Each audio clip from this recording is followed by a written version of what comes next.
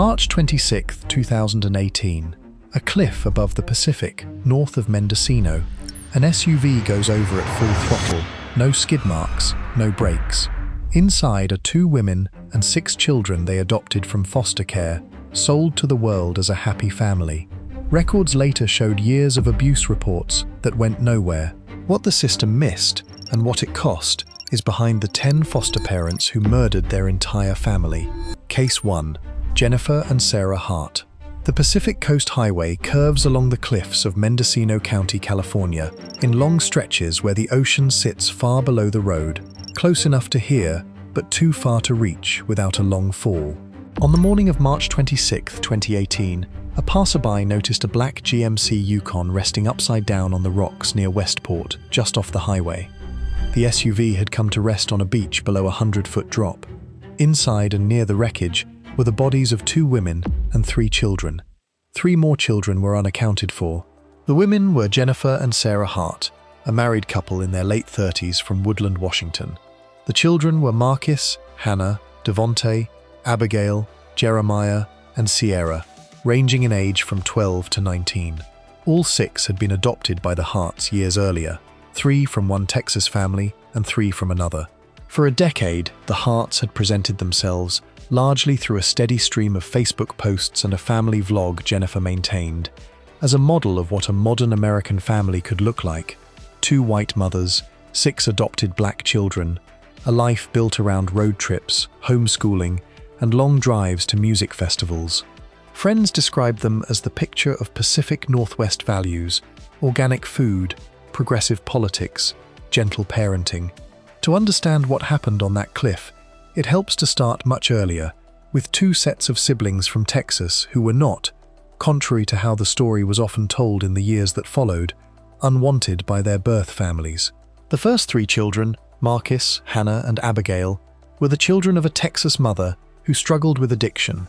In 2006, they were removed from her care and placed with their aunt, Priscilla Celestine, who wanted to keep them permanently.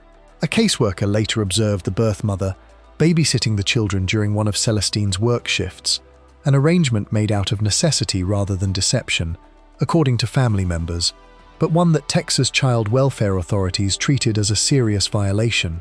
The children were removed from Celestine's home entirely and placed into foster care instead, and a court later blocked Celestine from obtaining permanent custody. From foster care, the 3 children were placed with Jennifer and Sarah Hart, and formally adopted in September 2006.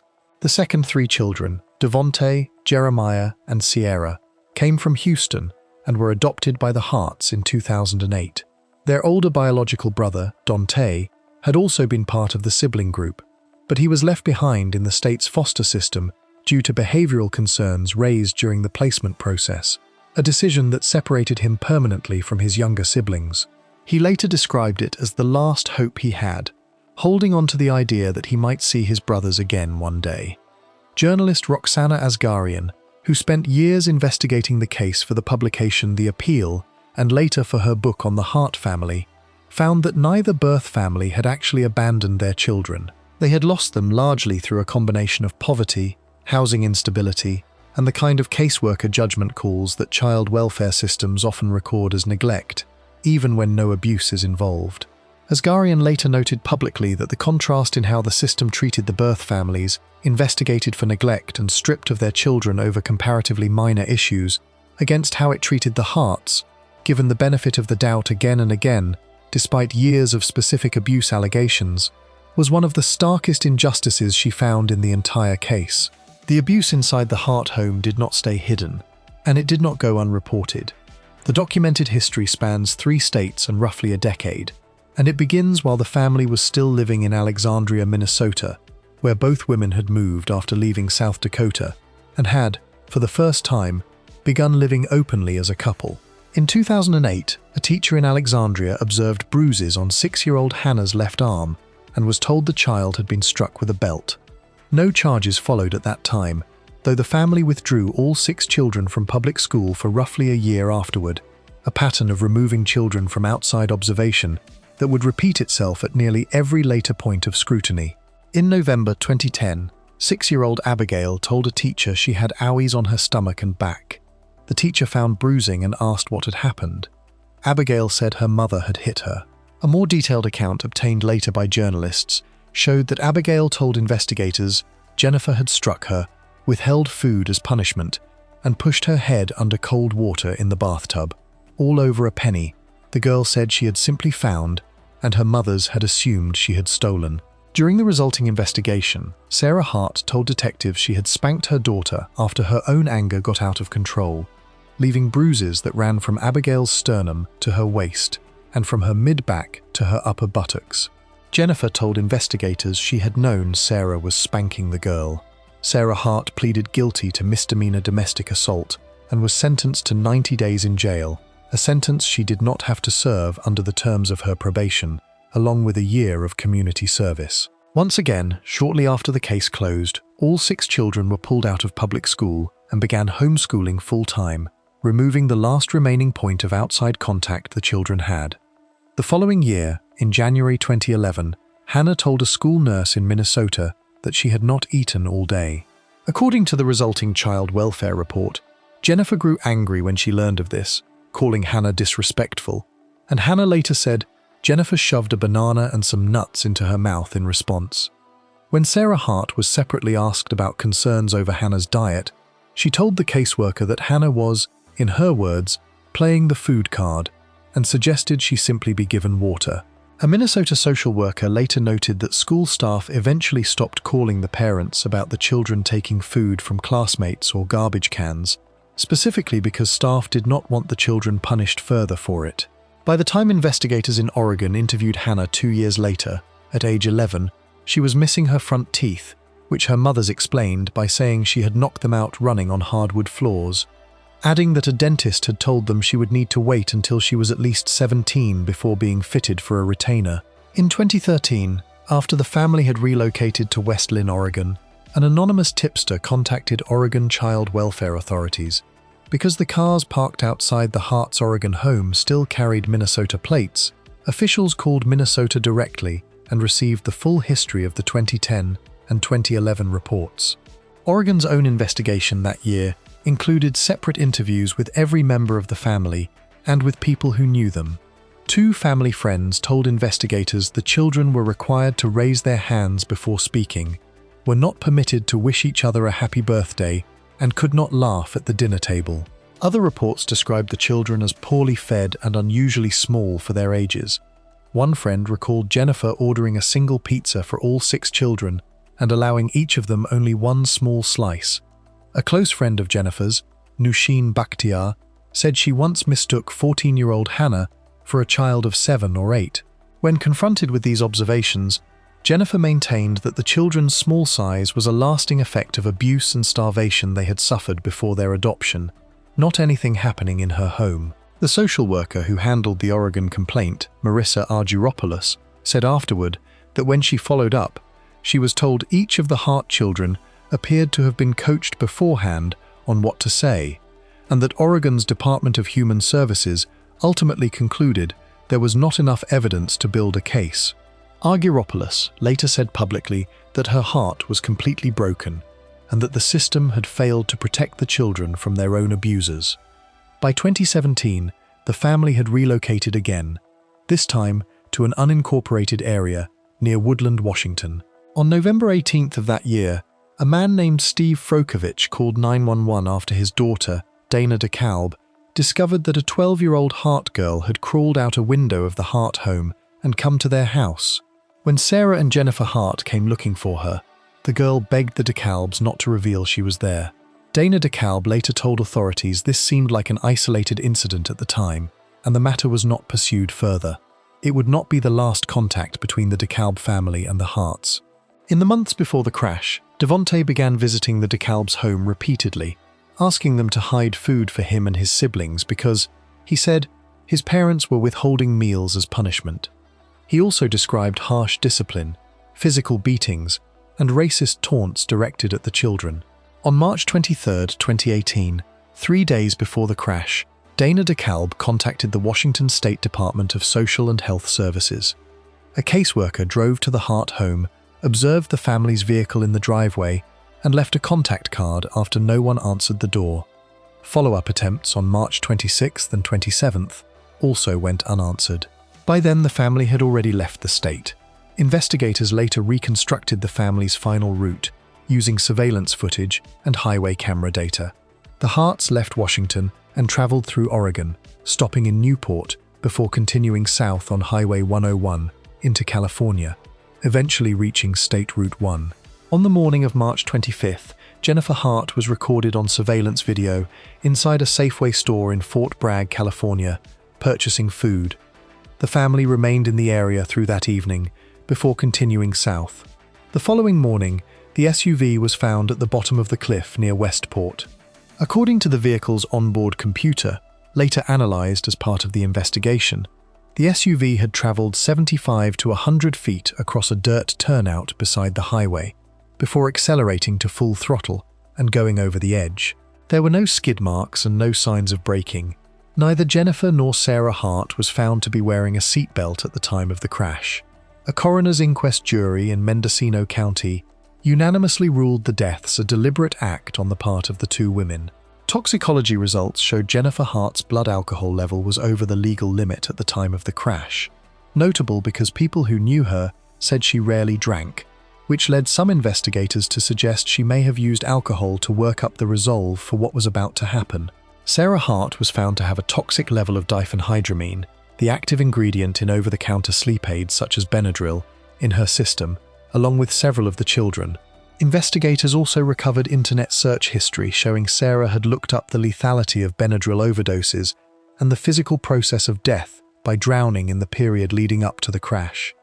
The bodies of Jennifer Hart, Sarah Hart, and 3 of the children, Marcus, Jeremiah, and Abigail, were recovered from in and around the vehicle. Hannah's body was recovered separately weeks later. The remains of Devonte, the boy who had become briefly known nationally years earlier for a widely shared photograph of him crying while hugging a police officer during a protest in Portland, were never found, and he was later declared legally dead. Because both adults responsible for the deaths were themselves dead, no criminal prosecution was ever possible, and no court formally established a motive beyond what the coroner's inquest could establish from physical evidence. The California Highway Patrol stated plainly that there was no one left to charge. What became clear instead, through the combined work of journalists, the coroner's inquest, and years of records requests, was a pattern spanning 3 states, 6 years of documented reports, at least 1 criminal conviction, and a family that moved every time scrutiny began to close in, pulling the children further from school, further from mandatory reporters, and further from anyone in a position to intervene. There was also a financial detail that added an uncomfortable layer to the case once it became public. The Harts received adoption assistance payments from the state of Texas for all 6 children, funds meant to help cover the cost of raising children adopted out of the foster system. At the time of the crash, those payments accounted for nearly half of the family's total household income, a detail that fueled broader criticism of how financial incentives tied to finalized adoptions can outlast any meaningful follow-up on a child's well-being. There is also an earlier, less publicized chapter to the Harts' history. Before adopting either set of siblings, the couple had briefly served as foster parents to a teenage girl.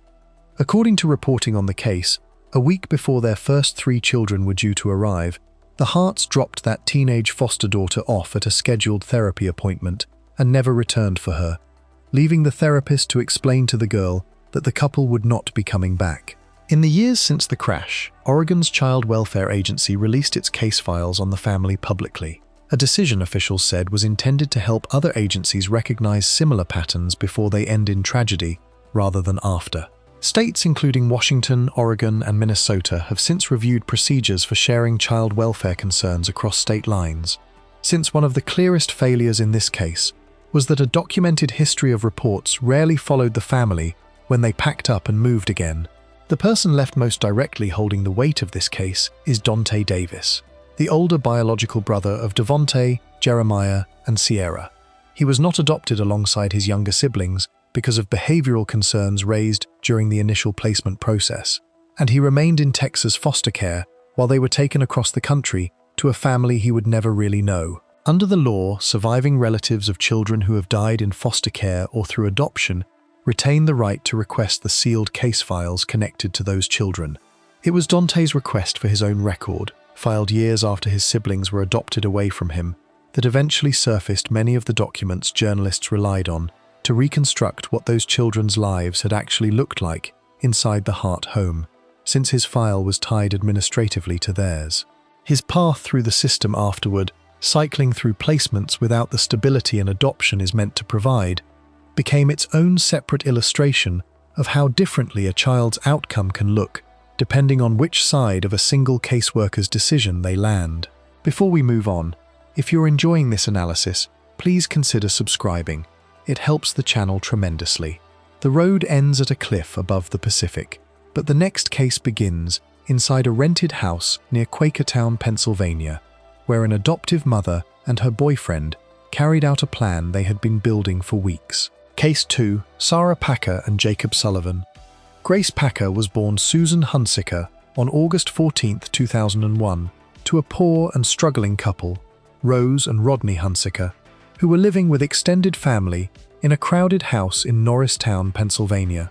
Rose and Rodney fought to keep their 3 children, but a Berks County judge ultimately terminated their parental rights, following reports that other adults living in the household were abusing the children. Grace, then 3 years old, and her younger brother, the 2 youngest of the 3, were taken in as foster children by Sarah Packer and her husband David. The couple went on to formally adopt both children, and it was at this point that the little girl once known as Susan was renamed Grace. Sarah Packer was not simply a private foster parent taking in a couple of children out of personal conviction. She worked professionally in the child welfare field as a case manager for Northampton County Children, Youth and Family Services, eventually rising to a position as an adoptions supervisor. Over the following decade, Sarah and David Packer went on to foster roughly 30 children in total, moving between counties in northeastern Pennsylvania as they continued taking in new placements. This detail struck people as one of the most disturbing aspects of the case once it became public. The woman ultimately responsible for her adopted daughter's death had spent years working inside the very system meant to protect children like Grace, reviewing other families' fitness to adopt, while her own home concealed abuse on a scale investigators would spend years trying to fully understand. The abuse inside the Packer home did not begin in secret and did not go unreported. On at least 2 separate occasions, other foster children living in the household reported to foster care and adoption agencies that Grace was being regularly abused. One woman who had lived alongside Grace as a foster child in the home came forward publicly more than a year after the murder, saying she had witnessed the abuse herself back in 2007, when she and Grace were both under the Packers' care, and that she had reported what she saw at the time to both a foster care agency called the Impact Project and to her own caseworkers in Bucks County. She said plainly that no one had listened, and that no one had cared to hear what was happening. She was the 3rd separate person to come forward claiming they had witnessed the abuse and reported it years before Grace's death. The case that finally exposed the household came from a different foster child entirely. In 2010, a teenage girl in the Packers' care told authorities she had seen images on David Packer's phone showing him having sex with another foster child. When police investigated, an 18-year-old victim eventually told Allentown detectives that the sexual abuse had been going on since she was 15, and that by the time it ended, Sarah Packer had known about it. David Packer was formally charged with raping Grace and this second minor foster child, who was also living in the home at the time. As part of the fallout, Pennsylvania's Child Abuse Registry, known as Childline, listed Sarah Packer as an indicated perpetrator, meaning the state had investigated and found evidence that she had been aware abuse was occurring in her home. She was fired from her position with Northampton County roughly 2 months before her husband's arrest, and following the case, she was formally barred from taking in any further foster children. None of this resulted in Grace being removed from the home. Despite a substantiated abuse finding against her adoptive mother and a rape conviction against her adoptive father, Grace remained in Sarah Packer's custody. Sarah and David Packer eventually divorced, but Grace stayed with her adoptive mother, continuing to live under the same roof as the woman who had already been formally found by the state to have known about ongoing sexual abuse in her household. In 2013, Jacob Sullivan moved into the home Sarah Packer shared with her children. Sullivan and Packer had begun a relationship, and according to statements Packer later gave to investigators, she began what she described as an educational process with Sullivan, gradually normalizing and encouraging violent and sexual attitudes toward Grace, describing it as the same grooming process she had once used on her ex-husband before his own abuse of the girl. By Packer's own account, given years later on the witness stand, she showed Sullivan how difficult Grace supposedly was to parent, framing her own child as a burden in order to draw Sullivan into a shared resentment of her. By some accounts, Sullivan had initially been one of Grace's biggest advocates when he first met her, a relationship Packer worked to methodically reshape over the following years, until Sullivan came to view Grace the way Packer wanted him to. By 2016, Sarah Packer and Jacob Sullivan had developed what prosecutors described as a shared rape-murder fantasy involving Grace, then 14 years old. According to testimony given during the case, the couple had originally discussed keeping Grace alive in captivity for an extended period, potentially years, specifically so that Sullivan could continue to assault her at will. In the weeks leading up to July of that year, Packer began secretly putting medication into her daughter's food, telling investigators later that she was trying to make Grace groggy and compliant. Grace was last seen publicly by people outside the immediate household at a 4th of July picnic that year. 4 days later, on July 7, 2016, Packer gave her daughter what she described as one final dose of medication before the plan was carried out. On July 8, 2016, Sarah Packer and Jacob Sullivan drove Grace from a rental property in Abington to a second rental property near Quakertown that the couple had rented separately, apparently for the specific purpose of carrying out the crime somewhere disconnected from their regular home. Once there, according to Sullivan's later confession and Packer's own trial testimony, Sullivan took Viagra and then raped Grace while Packer watched, first punching her in the face. During the assault, Grace looked to her mother for help. Packer later testified that she told her daughter she could no longer help her and that this was now her life. Afterward, the two drugged Grace further, bound her wrists and ankles with zip ties, placed a ball gag in her mouth, and left her inside a closet in the home's sweltering attic, apparently intending for the heat and the medication to kill her without further direct violence. When Sullivan and Packer returned to the house roughly 12 hours later, they found that Grace had managed to break free of some of her restraints and had spit out the gag, and that she was still alive. Sullivan then strangled her to death while Packer watched. In a statement given during his later confession, Sullivan said he told Grace to let go as he killed her, saying, "Just go, honey, just go." Packer, in her own testimony, said she took her daughter's hand as she died and told her it was acceptable to go, saying it felt like it took forever, though it was only a couple of minutes. Sarah Packer reported Grace missing on July 11th, 3 days after her daughter's actual death, but according to the police affidavit filed in the case, she failed to follow through on basic steps any parent of a genuinely missing child would take, including never dropping off a photograph of Grace at the Abington police station and never providing officers with her current address. The two stored Grace's body in cat litter inside the Quakertown rental property for the following months. In October 2016, police came to question the couple after growing suspicious of inconsistencies in Packer's missing persons report. Alarmed that the investigation might lead detectives to the rental property, Packer purchased a bow saw, and she and Sullivan removed Grace's limbs from her body. They then drove roughly 75 miles to a wooded area in Bear Creek Township, Luzerne County, and disposed of the remains. On October 31, 2016, a father and son who were hunting in the area discovered the dismembered body parts.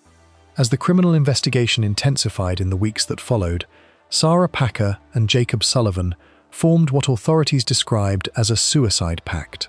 On December 30, 2016, the two were found unconscious in an apparent drug overdose. While recovering in the hospital roughly a week later, Sullivan began speaking to staff and then to detectives, ultimately confessing to the killing and implicating Sarah Packer, at one point telling staff that Gracie was a nightmare. When Sullivan was led into court on January 8, 2017, he told the judge simply that he was sorry for what he did and that it was wrong. The two were formally arrested in early January 2017. The case moved through the Bucks County court system over roughly 2 years. Sullivan pleaded guilty to first-degree murder and related charges in February 2019. Because Pennsylvania juries can still impose a death sentence despite the state's long-standing moratorium on carrying out executions, prosecutors pursued the death penalty against Sullivan specifically, arguing that it was Sullivan, not Packer, who had carried out the physical killing. During the sentencing hearing, Packer herself took the stand and testified that Grace had, in her words, become a non-entity to her, and that she had wanted her to go away. After deliberating for 11 hours, a jury sentenced Sullivan to death, along with a consecutive sentence of 44 to 88 years in prison. Sarah Packer, in exchange for her cooperation and guilty plea, avoided the death penalty and was sentenced the following day to life in prison, plus 52 to 104 years. At Sullivan's sentencing, Judge Diane Gibbons told him directly that he had no soul and that there were no words for what he had done. At Packer's sentencing the next day, the judge told her there was no cure for people like her and that evil attracts evil, referencing the fact that Packer had found in Sullivan someone willing to act out the same fantasy she had once cultivated in her former husband. The judge also told Packer that in her years on the bench, one question had played over and over in her mind throughout the case: how a parent could do this to their own child. Grace's surviving family members, including grandparents, aunts, uncles, and cousins, traveled from several states to give victim impact statements during the sentencing proceedings, describing Grace as a vibrant girl who loved art, country, and hip-hop music, the outdoors, and her family and friends. One relative recalled her laughing uncontrollably once while riding in the cab of a semi-truck, her feet dangling because she was too small to reach the floor. Grace's birth mother, Rose Hunsaker, told a local television station afterward that she had spent years assuming her daughter was simply growing up as a normal teenager somewhere, and said she had trusted Sarah Packer to take care of something so precious to her. The scale of what remained unresolved after Grace's death extended well beyond her own case. In the months following the arrests, officials confirmed that roughly a dozen of the 30 foster children Sarah Packer had cared for over the preceding decade were, at that point, adults who could not be located or accounted for. An attorney who worked in child sexual abuse and welfare cases and had reviewed the Packer case closely described Sarah Packer's pattern as that of someone with what he called a predatory lifestyle, someone who had spent years preying on young children under the cover of a professional foster care license. Montgomery and Northampton counties both ended their contracts with certain adoption agencies that had been connected to placements involving the Packers. The case prompted a formal investigation by the Pennsylvania Department of Human Services into how a child could remain in a home for 6 years after a substantiated finding of abuse against her adoptive mother and a criminal conviction against her adoptive father. The department's investigation led to what officials described as sweeping changes to the state's child welfare procedures, particularly around how substantiated abuse findings are supposed to trigger mandatory reviews of a child's continued placement, rather than simply being logged and left for future reference.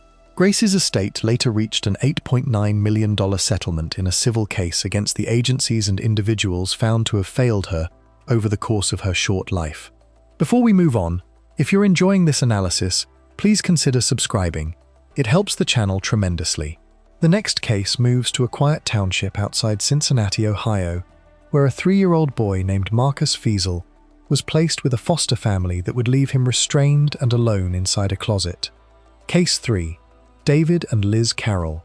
Marcus Feasel was born on June 24, 2003, in Middletown, Ohio, a small city about halfway between Cincinnati and Dayton. He spent the first 3 years of his life there with his mother, Donna Trevino, and his 2 siblings, Michael and a younger sister known as Peaches. Marcus was autistic and attended a school for children with special needs. A neighbor who knew him at the time described him as an easygoing little boy who loved flowers, the children's television character Bob the Builder, and blowing bubbles. People who knew the family said Marcus had a gentle, affectionate temperament, the kind of child who wanted to be near the people around him rather than withdraw from them. Life in the Trevino household was difficult in ways that had nothing to do with Marcus himself. Donna Trevino was a regular victim of domestic violence at the hands of her boyfriend, and police made frequent visits to the home in response to disturbances. During these visits, officers repeatedly noted that the house was infested with fleas and smelled strongly of feces, conditions that suggested the household was struggling to manage even basic care for the 3 children living there. On September 29, 2005, an officer observed severe bruising on Marcus's body, and child welfare workers who had already received prior complaints of abuse opened a formal investigation into the household. In January 2006, Marcus climbed out of a second-story window and fell from the roof, an incident that required stitches to his chin. In April 2006, he was found wandering the streets alone and was nearly struck by a passing car, an incident that suggested he was not being adequately supervised even during ordinary hours of the day. Overwhelmed by her circumstances, Donna Trevino eventually told police she did not know if she could continue caring for her children, and that it had become too much for her. Butler County Job and Family Services was granted temporary custody of Marcus as a result. The county did not place him directly through its own caseworkers, but instead contracted with a private placement agency called Lifeway for Youth, which handled the process of finding and vetting a foster family on the county's behalf. Lifeway for Youth placed Marcus with foster parents David and Liz Carroll in Union Township, in neighboring Clermont County, a decision that would ultimately prove to be one of the most consequential failures in the entire case. The placement should never have happened the way it did, and the reasons why illustrate exactly how thin the screening process behind it turned out to be. Lifeway for Youth was unaware, at the time it approved the Carrolls as foster parents, that David Carroll had an undisclosed mental health condition that would have disqualified him from fostering children had it been properly identified during his background review. The agency was also unaware that a third adult, a woman named Amy Baker, described as David's girlfriend, was living in the home alongside Liz Carroll, David's wife, an arrangement that meant a 3-year-old with significant developmental needs was being placed into a household the agency did not actually understand. In June 2006, David Carroll was arrested on a domestic violence charge, later dismissed, and did not report the arrest to Lifeway for Youth, as he was required to do under the ongoing terms of his foster license. Had he done so, or had the agency caught it independently, it likely would have triggered a review of the household's continued fitness to foster, a review that never happened because the arrest simply went unreported. Friends and family members who knew the Carrolls later told investigators that David Carroll did not particularly like Marcus and had grown jealous of what he described as the boy's constant need for attention from both Liz Carroll and Amy Baker. At one point before Marcus's death, David Carroll had actually left the marriage entirely, uncertain whether he wanted a life that involved raising foster children at all. When he eventually moved back in with Liz, he brought Amy Baker to live with them as well, an arrangement that placed an autistic 3-year-old at the center of an unstable and, to the agency responsible for his welfare, entirely undisclosed 3-adult household. On August 15, 2006, Liz Carroll reported that Marcus had gone missing. She told police she had blacked out due to low blood pressure while at Julfs Park in nearby Anderson Township, where she said she had been supervising 4 children at the time, a child she shared with David Carroll, another foster child in the home, a toddler she was babysitting, and Marcus. According to her account, when she regained consciousness, Marcus was simply gone, and she had no explanation for where he might have gone or how long she had been unconscious. This account did not hold up under investigation, but in the days immediately following her report, authorities and the public had no reason yet to doubt it. Hundreds of people, along with search dogs, combed the area as part of the official search for Marcus. Thousands more searched surrounding neighborhoods independently of the official search effort, a response that reflected genuine public concern for a missing autistic 3-year-old. On August 22, 2006, Liz Carroll herself held a press conference, appealing directly to the public and to whoever she suggested might have taken Marcus, asking for him to be returned. She told reporters that she needed help from the public to help her son, insisting that Marcus was her son in every way that mattered, and adding that people tend to think of foster care as something temporary, but pleading for whoever had him to bring him to a hospital regardless. She said that waking up every morning without him running to her had become very difficult.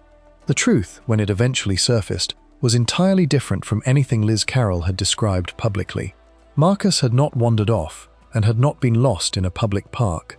He had died days earlier, inside the Carroll home, after being restrained and left alone in a closet for a period of roughly 2 days.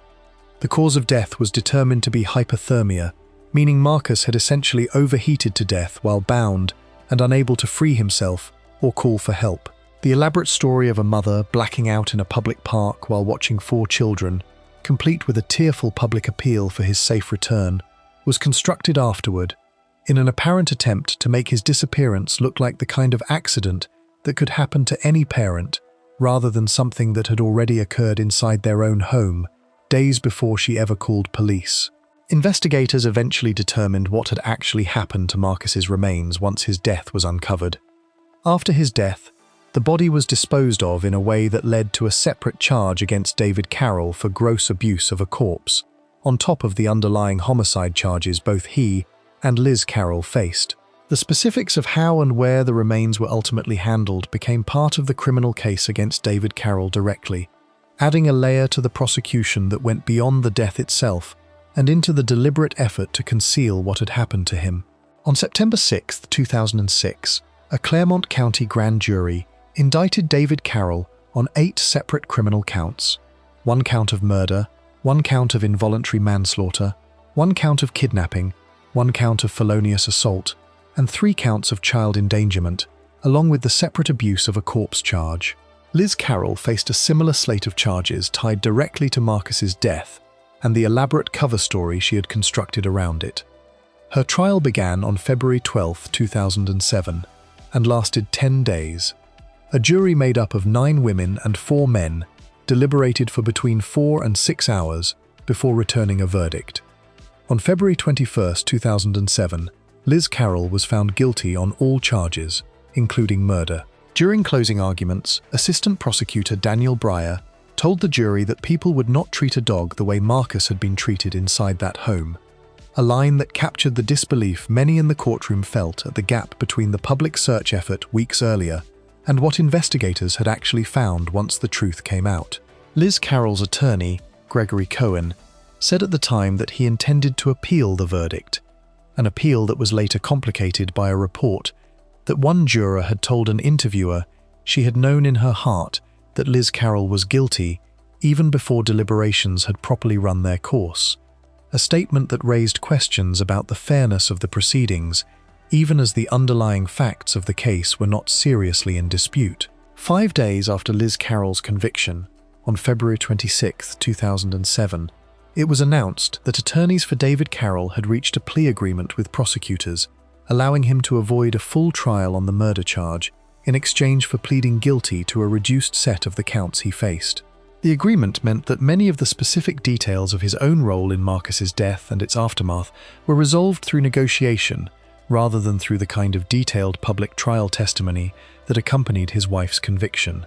The case of Marcus Feasel's death raised immediate and lasting questions about how the state of Ohio, and states more broadly, screened and monitored foster placements handled through private contracted agencies rather than directly by county caseworkers. The core failure at the heart of the case was structural. A private agency working under contract to the county had approved a household it did not actually understand, missing a disqualifying mental health condition in one adult, an entirely undisclosed second adult living in the home, and an unreported domestic violence arrest that should have triggered a fresh review. Lifeway for Youth, the agency responsible for all of this, had its operating license revoked in the aftermath of Marcus's death. Several bills were introduced before the United States Congress in response to the case, aimed at tightening background screening requirements and oversight of private foster placement agencies nationwide, an unusually direct legislative response to a single county-level case. Many placement organizations across the country went on to modify their own internal procedures and intensify background checks for prospective foster parents, citing the Feasel case directly as the reason for the changes. In Ohio specifically, state legislators, foster care workers, and child advocates ultimately recommended 55 separate changes to the state's foster care system in the years that followed, a number that reflects just how many individual points of failure investigators eventually identified once they went back through everything that had happened. What makes the case particularly difficult to sit with, even years later, is how many separate points of failure existed before Marcus ever set foot inside the Carroll home, and how ordinary each individual failure might have looked in isolation. A caseworker who reviewed David Carroll's mental health background more thoroughly might have disqualified him outright before any placement was ever made. A caseworker who learned that Amy Baker was living in the household might have flagged the placement as unstable before it was finalized. A domestic violence arrest that was properly reported rather than concealed by David Carroll himself might have triggered a review of the household's fitness to continue fostering months before Marcus ever arrived. Any one of these steps, handled differently, might have kept a vulnerable 3-year-old boy with autism out of that home entirely, and the fact that none of them happened meant that a system built specifically to catch these kinds of risks caught none of them until it was already far too late. Before we move on, if you're enjoying this analysis, please consider subscribing. It helps the channel tremendously. The next case travels to a quiet suburb of Cleveland, Ohio, where a foster father convinced the teenage girl he was secretly involved with to kill his own wife. Case 4. Kevin Knoefel and Sabrina Zunick. Willoughby Hills, Ohio, is a small suburb east of Cleveland, the kind of place where families know their neighbors, and where a house with a swing set and a minivan in the driveway does not draw a second look. It was here, on Chagrin Drive, that Lisa Knoefel lived with her husband, Kevin, and their 2 daughters, 13-year-old Megan from a previous marriage, and 3-year-old Haley, the couple's daughter, together. Lisa Knoefel worked as a social worker for the Cuyahoga County Department of Children and Family Services, specifically within the department's sex abuse unit. Friends described her as someone who genuinely cared about children, and who went out of her way to be a good parent, both to her own daughters and to the foster children the family took in. Kevin Knoefel worked as a truck driver, a job that regularly took him out of state for stretches at a time. The couple had married in 2006, and, by all outward appearances, ran a stable household in a quiet suburban neighborhood.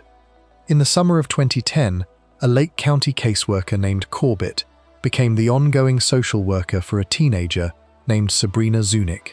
Zunick had spent roughly a year living at a residential facility called the Cayley Home before that placement, part of a broader childhood marked by real instability.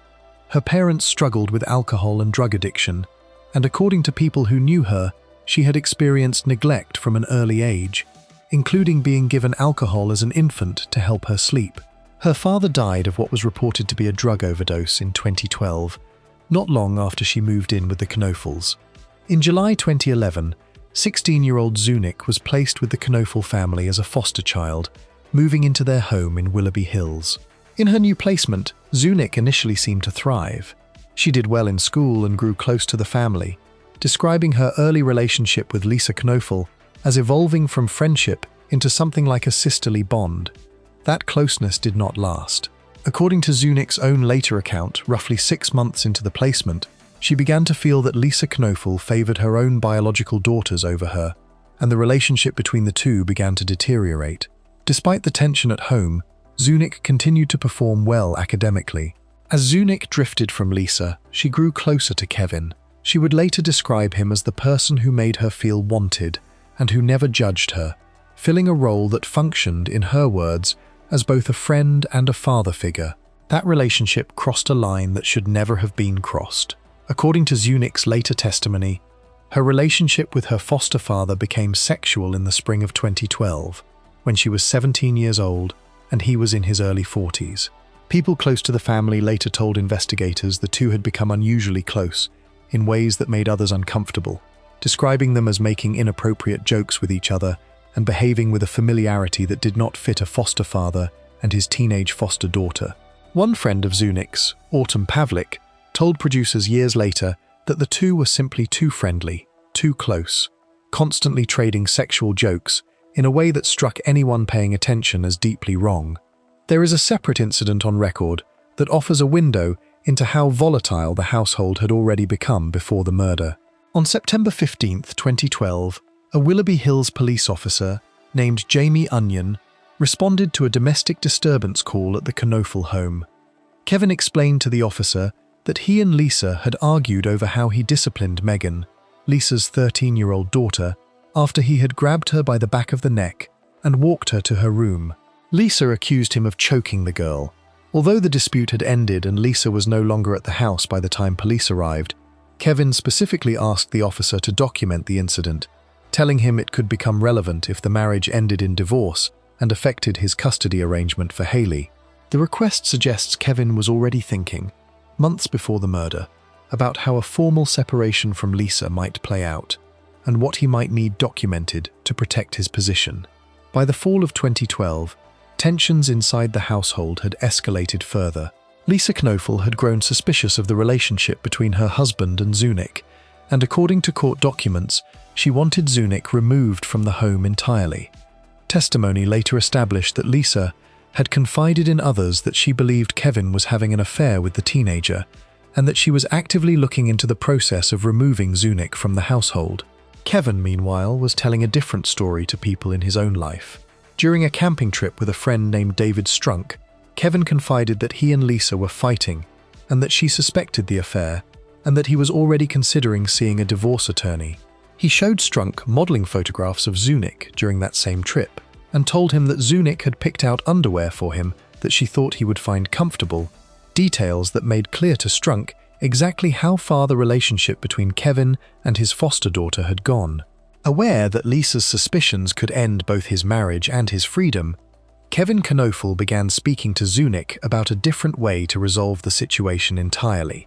On the morning of November 15, 2012, while driving Zunick to school, a routine he handled often, Kevin pulled the car over and began crying, telling her that he and Lisa had fought terribly the night before, and that he would take his own life if Lisa was not dead. Zunick later testified that she was scared for him, because by that point she had fallen in love with him, and she told him that she would kill Lisa herself. The following night, November 16, 2012, 13-year-old Megan called 911 from inside the house, telling the dispatcher that her sister, Zunick, was stabbing their mother with a knife and beating her. When asked who had the weapon, Megan said it was her sister and pleaded for help. According to the account later established at trial, Zunick had anticipated killing Lisa with a single stab wound, but Lisa fought back forcefully once the attack began. The commotion woke Megan, who pleaded with Zunick to stop and ran to call police. Zunick continued stabbing Lisa until she was certain she was dead. When she heard police arriving outside the bedroom, Zunick cut herself in an attempt to make the scene look like an act of self-defense, and she later claimed to have blacked out during the attack and to have no memory of what had happened. First responders arrived to find Zunick covered in blood, the 15-inch knife still in her hand. Lisa Knoefel was found in her bedroom, unresponsive, having been stabbed 178 times across her head, neck, torso, and extremities.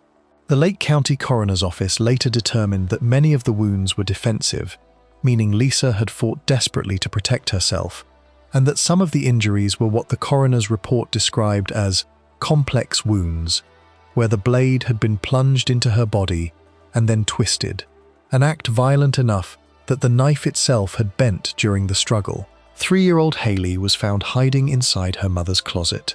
Lisa died at the scene. Kevin Knoefel, who had been on the road in Michigan for work at the time, was notified of his wife's death from a distance. At the time of the killing, on October 27, 2012, just 3 weeks earlier, Zunick had turned 18, the age at which she could have legally left the foster care system entirely. Instead, she petitioned to remain in the Knoefel household so she could finish high school, telling investigators she feared Lisa would force her out regardless. This decision placed her, by then a legal adult engaged in an ongoing sexual relationship with her former foster father, still living under Lisa Knoefel's roof at the time of the murder, inside a household where the woman she killed had already begun taking steps to have her removed. In the immediate aftermath, the true nature of the crime did not come out. It would take nearly 10 months for the full picture to emerge. Zunick was initially treated by investigators as the sole perpetrator of an isolated, unexplained act of violence, and for a period, she maintained that she remembered nothing about the attack itself, telling a detective 4 days after the murder that she had no recollection of what took place between her and Lisa, though she did recall going into Lisa's bathroom that night to retrieve ibuprofen. It was only in August 2013 that Zunick, reportedly feeling abandoned by Kevin Knoefel following the murder, agreed to cooperate with investigators and testify against him, revealing the affair and the plan behind Lisa's death for the first time.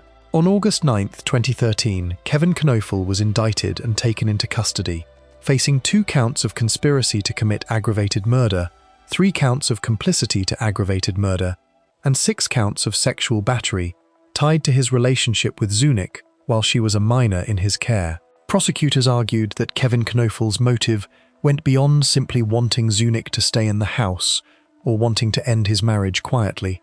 According to testimony from David Strunk, Kevin met with him the morning after the murder, visibly upset and crying, and told him he had already made arrangements with a funeral home. Kevin also asked Strunk to look into a life insurance policy on Lisa and asked him to shut down her Facebook and email accounts so that he would not have to deal with them himself. Prosecutors argued that Kevin stood to collect $750,000 in life insurance payouts following his wife's death, and a 2013 magazine profile of the case was titled after a phrase Knofel had reportedly used regarding those payouts, suggesting his wife was worth more to him dead than alive. Kevin Knofel's trial began in May 2014, with Zunick's testimony forming the center of the prosecution's case against him. His defense argued there was no independent evidence corroborating the affair, no physical evidence and no recordings, and that the entire allegation rested on Zunick's word alone. Prosecutors countered by pointing to the corroborating details from witnesses like Strunk, along with cell phone records seized from the master bedroom the morning after the murder, records investigators said were essential to reconstructing communications between Kevin and Zunick in the lead-up to the killing.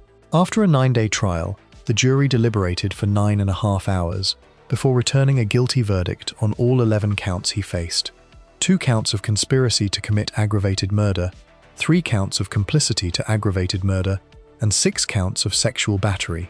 In August 2014, Kevin Knofel was sentenced to life in prison with the possibility of parole after 30 years.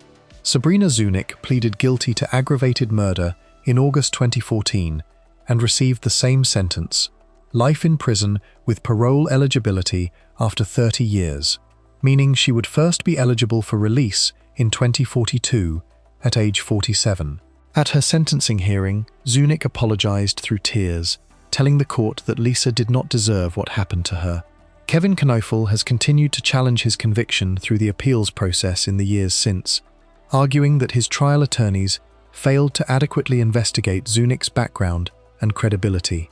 In a later motion for a new trial, his defense identified a witness named James Amaker, who they said was willing to testify that Zunick had repeatedly told him Kevin was not involved in planning or carrying out the murder at all, and that she had constructed her account of his involvement based on media coverage of the case, and the realization that cooperating with prosecutors could significantly reduce her own sentence. Knofel's appeals also argued that the trial court had improperly excluded expert testimony and records from several agencies that had handled Zunick's care over the years, records his attorneys argued would have given the jury a fuller picture of her history and possible motives for implicating him.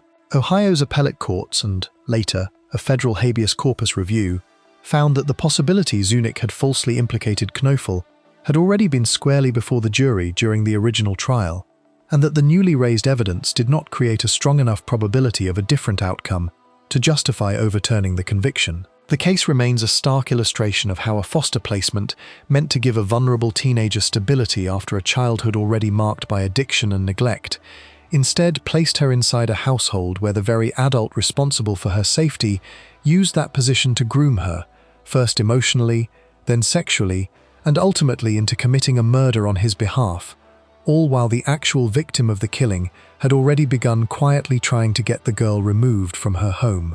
Before we move on, if you're enjoying this analysis, please consider subscribing. It helps the channel tremendously. The next case moves to California City, California, where 2 adoptive parents reported their young sons missing months after the boys had already died inside their home. Case 5, Trezell and Jacqueline West. Orrin and Orson West were born Sincere and Classic Pettus, brothers who were placed into California's foster care system as young children. In 2018, they were placed as foster children with Trezell and Jacqueline West, a married couple who already had several other children in their home, a mix of biological and adopted children. In 2019, the Wests formally completed the adoption process for both boys, giving them the names Orin and Orson. According to the prosecution, the couple had adopted the boys at least in part with the intention of living off the adoption assistance payments the state provided to help cover the cost of caring for children placed out of foster care. Their biological mother, Ryan Dean, and their grandmother, Dana Mora, did not simply disappear from the boys' lives once the adoption went through.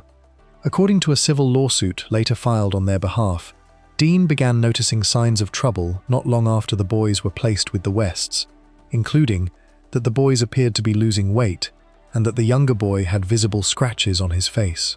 In November 2018, Dean wrote a formal letter to Kern County Human Services expressing her concerns about the quality of care her sons were receiving in the West household. According to the lawsuit, no one ever responded to that letter. Around the same time, Mora separately filed requests to have her grandsons placed in her care instead, completing parenting classes and a psychological evaluation as part of that effort. Those requests were denied.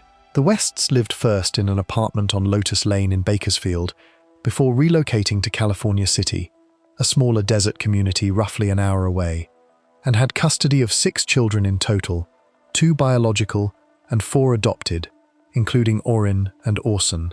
According to testimony given at trial, the family's oldest biological son, who was 10 years old at the time the boys were reported missing, told investigators he had woken one night to noises coming from Orin while the family was still living in the Bakersfield apartment. He later testified that he saw Orin's body, already dead, roughly a week before the family's move to California City in September 2020, and that his parents told him afterward that they had, in his words, taken care of it, instructing him to keep what he had seen a secret. He testified he did not know what his parents ultimately did with the body. According to his account, the family moved to California City about a week after this, and Orson disappeared not long after, following what the boy described as a loud thud he heard one night. Other children in the household separately told investigators they had not seen Orin or Orson for an extended period of time before the family reported them missing, with several stating they had not seen the boys since September, months before the reported December disappearance. The Wests did not report the boys missing until December 21, 2020. When they did report it, Trezell told a 911 dispatcher that the boys had been playing in the family's fenced backyard while he gathered firewood, and that when he came back inside briefly and returned outside, they were simply gone. This set off a lengthy investigation involving Bakersfield Police, California City Police, the Kern County Sheriff's Office, and eventually the FBI. Officers who responded that night found wrapped Christmas presents under a tree labeled for both boys, along with stockings hung for them, details the defense later pointed to as evidence the boys had recently been living in the home. Investigators also found a bunk bed that had been put together for Orson and a used diaper in a bathroom. The account the Wests gave law enforcement that night, and in the days that followed, did not hold together well under scrutiny. Officer Brian Hansen testified that no children's shoe prints were found in the dirt area where Trezell said the boys had been playing that evening, and that police dogs brought in to search the property found no scent of either boy outside the home. Extensive searches involving multiple agencies and a helicopter turned up nothing. Hansen also testified that there was little evidence inside the home itself, suggesting young children had recently been living there day to day, a claim the defense pushed back against by displaying photos of the wrapped presents, the stockings, the bunk bed, and 8 dining room chairs, one for each member of the West family, arguing those details suggested otherwise. The West's own account of their movements in the days leading up to the 9/11 call also shifted over time in ways prosecutors argued were significant. Trezell and Jacqueline both told investigators that all 6 children had been together on Saturday, December 19th, 2 days before the boys were reported missing, and that the family had driven that day to the home of Trezell's parents, Wanda and Philip West, to drop off the 4 older children for what was meant to be a short stay. Both defendants claimed that Orin and Orson had been asleep in the very back row of the family's van during that drop-off. Surveillance footage from various commercial stops the family made that day, reviewed by investigators, never once showed Orin or Orson visible on camera, even at stops where other family members got out of the vehicle. At one stop, both Trezell and Jacqueline were seen together inside a mini-mart, but the boys remained unseen throughout. Jacqueline's own account of a detail as small as a backyard gate changed multiple times during questioning. She initially denied to law enforcement that she had been the one to close the gate the boys had supposedly wandered through, saying it was Trezell who closed it. In later interviews, she said the gate was usually kept locked and that the boys would not have been able to open it themselves, explaining it had only been unlocked that evening because Trezell had opened it to retrieve firewood. At different points in her various statements, she described the gate as having been left open, as having been closed and locked, or as having been closed by both of them together. At trial, an officer testified that the gate in question was metal, heavy, and difficult to open or close even for an adult, undercutting the idea that two small children could have slipped through it unassisted. A major break in the investigation came through interviews with the West's other children. Officer Hanson was assigned to interview them while they were staying with Trezell West's mother, Wanda West. Before asking about anything related to Orrin or Orson, Hanson first confirmed with each child, all under the age of 11, that they understood the difference between telling the truth and lying, and that they understood it was wrong to kill someone. Their subsequent answers gave investigators the first concrete indications that something had happened to the boys well before the reported disappearance date. The children were also separately interviewed by a social worker named Sunya Barton at a facility called the Jameson Center, while their parents were being questioned by police. During the trial, the defense argued that these interviews had involved improper, leading questions, and that the children had given inconsistent statements without a clear or reliable timeline. Cell phone records introduced at trial also contradicted parts of the couple's account of their movements around the time investigators believed the boys died, including a visit the Wests claimed to have made to a relative's home, Maria Martinez, for her birthday on December 5th. Jacqueline told investigators they had only dropped off gifts at Martinez's home and left because her mother was not there. But Martinez testified the family had actually stayed while Trezell went out to get food, and that she did not recall seeing Orrin or Orson at all during the visit.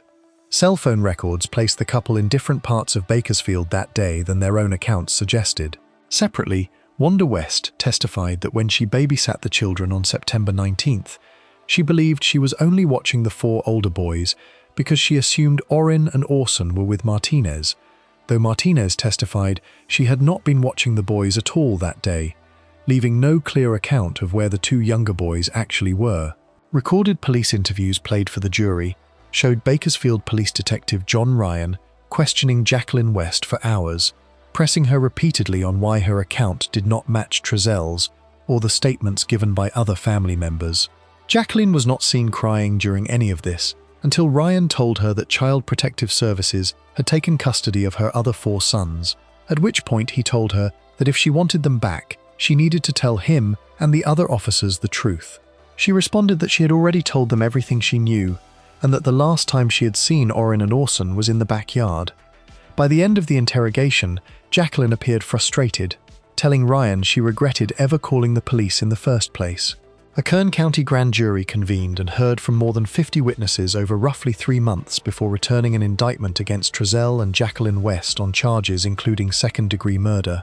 Kern County District Attorney Cynthia Zimmer said publicly that investigators had determined, through a combination of direct and circumstantial evidence, that the boys had died 3 months before they were ever reported missing. The couple was not arrested until March 1, 2022, more than a year after the boys were first reported missing, following the lengthy grand jury process. The trial began with opening statements on March 28, 2023, and lasted for weeks, with dozens of witnesses and more than 100 exhibits presented to the jury. Prosecutor Eric Smith told jurors during his opening that surveillance footage showed no one could have taken the boys from the West home on the night they were reported missing, and said plainly that the answer to the question of where the boys were would ultimately be that they were dead. Defense attorney Timothy Hennessy countered that this remained, in his view, a missing persons case, arguing that police had only interviewed a small number of the 41 registered sex offenders living in California City and had failed to follow up on a tip from a woman in Texas who claimed to have seen the boys there. He also pointed to an unidentified vehicle captured on surveillance footage leaving the area near the West home shortly before Trezell called 911, a detail he said investigators never adequately explained. On May 19, 2023, a jury returned verdicts finding both Trezell and Jacqueline West guilty of second-degree murder, involuntary manslaughter, and willful child cruelty in connection with Orrin's death, along with a charge of filing a false report of an emergency. Regarding Orson, the jury found both of them guilty of willful child cruelty and the false emergency report charge, but could not reach a verdict on the separate charges of second-degree murder and conspiracy to commit murder connected specifically to his death, splitting 10-2 in favor of guilt on the murder charge and 8-4 in favor of guilt on the conspiracy charge. Prosecutors later announced they would not seek a retrial on those hung charges, citing how difficult it had already been for the young child witnesses to testify once. Trezell West showed no visible reaction as the second-degree murder verdict was read. A shout was heard from the courtroom audience when Jacqueline West's identical verdict followed. At sentencing in September 2023, Jacqueline West's attorney asked the court to consider probation, arguing that her client had already lost everything: her children, her marriage, and her prior life. Judge Charles Bremer rejected the request outright, telling the courtroom directly that Jacqueline West was not the victim in this case. Both Trezell and Jacqueline West were sentenced to 15 years to life in prison, plus an additional 4 years for the child cruelty conviction. The bodies of Orrin and Orson West have never been found. Prosecutors emphasized at sentencing that there was no evidence the boys had been alive at any point after September 2020, and that if the defense had possessed any information suggesting otherwise, it would have been presented at trial. Lead prosecutor Eric Smith told reporters after the verdict that although he never met the two boys, formerly known as Sincera and Classic Pettus, he had gone into court each day fighting for the justice they deserved. A civil rights and wrongful death lawsuit filed on behalf of Ryan Dean and Dana Mora sought $40 million in damages, naming the Wests as well as Kern County Human Services and the California Department of Social Services as defendants. The lawsuit argued that placing the boys with the Wests in the first place, despite Dean's warning letter and Mora's repeated requests to take custody, amounted to what the filing described as a state-created danger. At a press conference announcing the suit, an emotional Dean told reporters she did not feel she deserved what had happened to her family, and that she did not have a criminal record and was not a criminal herself. In April 2026, a California appeals court upheld the underlying second-degree murder convictions against both Trezell and Jacqueline West, though it threw out a separate manslaughter conviction on the grounds that it overlapped with the murder charge and ordered the case sent back for resentencing on that narrower issue.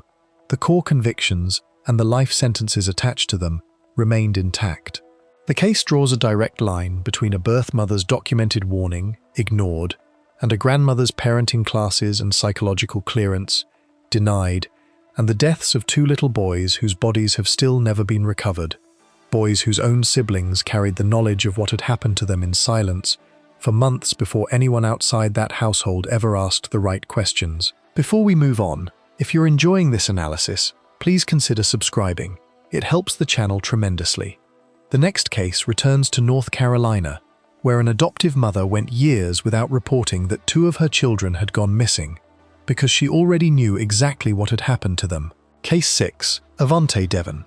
Avante Devon became a licensed foster parent in North Carolina in 2007, working through a non-profit agency called Grandfather Home for Children.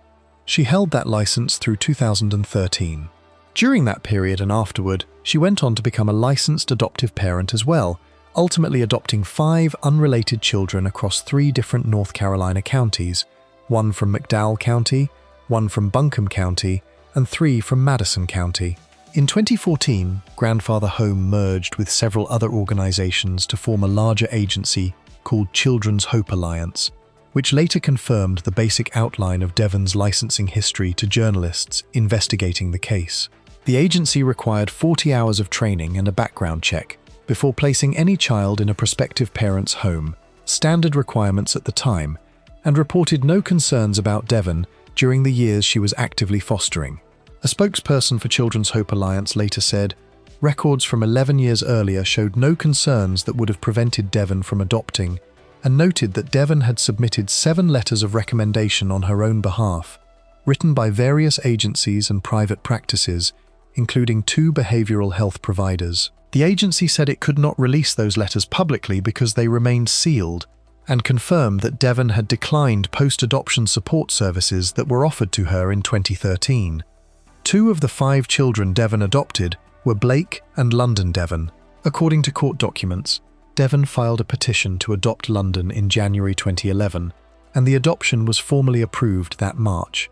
Blake had been placed in a foster home in Buncombe County in May 2011 through a licensed private child placing agency, before Devon filed her own petition to adopt him in April 2013, an adoption that was approved that July. The family moved to Cumberland County, home to Fayetteville, in 2015, and lived in a series of homes before settling into a house on Berridale Drive by 2019. Before any of this, Avante Devon's history stretched back decades, and it followed a pattern that would only become clear to investigators after her arrest. She was married to a man named Tyson Alvarez from 1996 to 2006, and during that marriage, Alvarez's half-sister, Tiffany Kreft, came to live with the couple in Las Vegas in the summer of 2000. Kreft, who was at least 18 at the time, later told investigators that within months of moving in, she began losing significant weight because Devon was withholding food from her.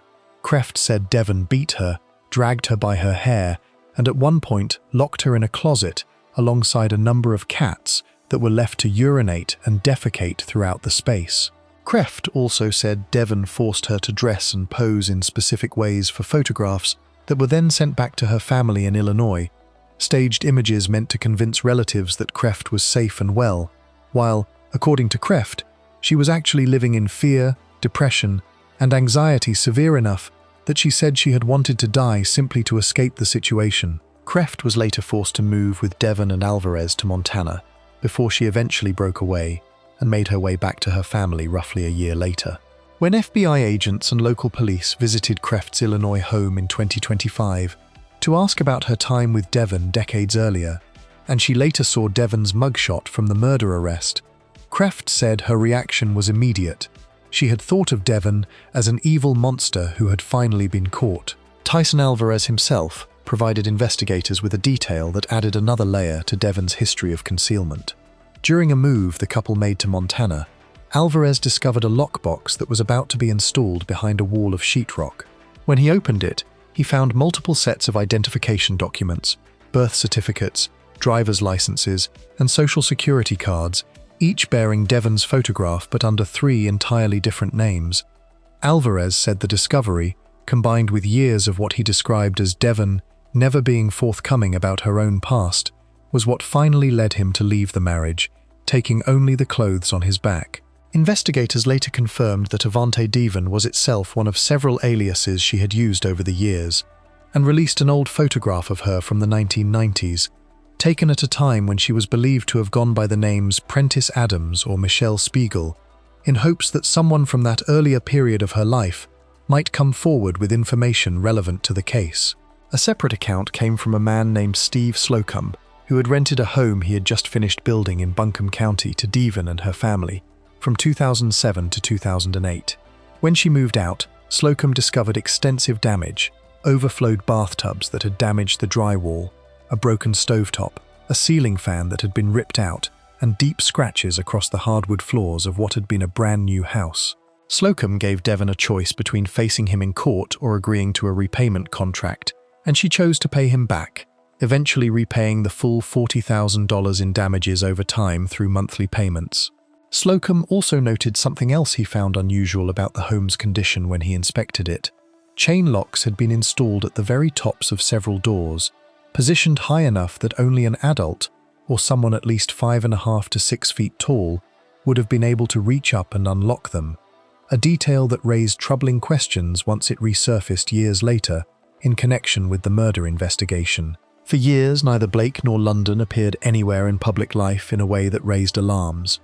Fayetteville police said the last known photograph of London was taken around 2007, when she was about 12 years old, though she was reportedly still seen by neighbors as late as 2019.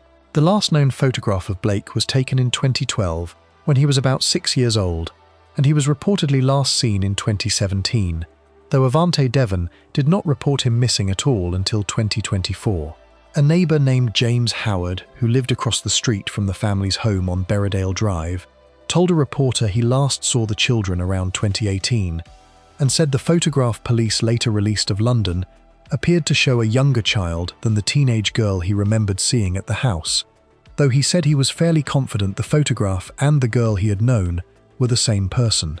Howard said he had known the woman caring for the children by yet another name entirely, Ava Maxwell, unaware that this was one more alias for the same woman Fayetteville police would eventually identify as Avante Devon.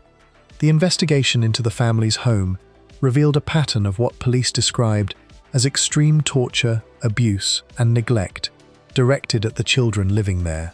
Detectives said Devon kept the children in isolation and in darkness for extended periods. Other children in the household later told investigators that Blake and London had been kept in a small, dark room and given little to no food, and that the children were sometimes forced to write apology notes in exchange for meals. A neighbor who had lived beside the family for years and watched the situation unfold described it plainly, saying that the family appeared to be children who had not had it easy to begin with, and that the situation seemed to worsen over time as more information came out. Perhaps the most disturbing piece of evidence to surface during the investigation came not from police but from a private citizen. A man named Nathan Mitchell recorded a phone call on April 25, 2022, roughly 2 years before Devon's arrest, in which a family member described in detail helping to dismember Blake's body. On the recording, the caller told Mitchell that Devon had starved Blake so severely that it killed him, and that rather than calling an ambulance, calling police, or even inventing a story to explain a natural death, Devon instead had the caller purchase a trash can specifically to store his body in for roughly a month. The caller went on to describe being made to buy a saw and help dispose of the remains, and said they had been forced to watch Blake's body burn, adding that the memory had stayed with them ever since and that they did not know what to do with it. Mitchell eventually provided this recording to the FBI. As of the most recent reporting on the case, the person captured on that recording, confessing to helping dismember Blake's body, had not been criminally charged. A decision a former Superior Court judge speculated publicly was likely because the individual was cooperating as a witness against Devon herself. On April 12, 2024, investigators recovered partial skeletal remains connected to the case, found inside a burn barrel in the backyard of a home on Beaver Dam Road in Autryville. Forensic testing confirmed the barrel contained 2 separate sets of human remains, one belonging to a female between 15 and 19 years old, and a second set consistent with a child, estimated to be between 7 and 10 years of age. Authorities came to believe that both Blake and London had died of starvation, and that after their deaths their remains had been burned and dismembered, an attempt, prosecutors allege, to prevent anyone from ever identifying what had happened to them or when. Avante Devon was arrested on June 26, 2024.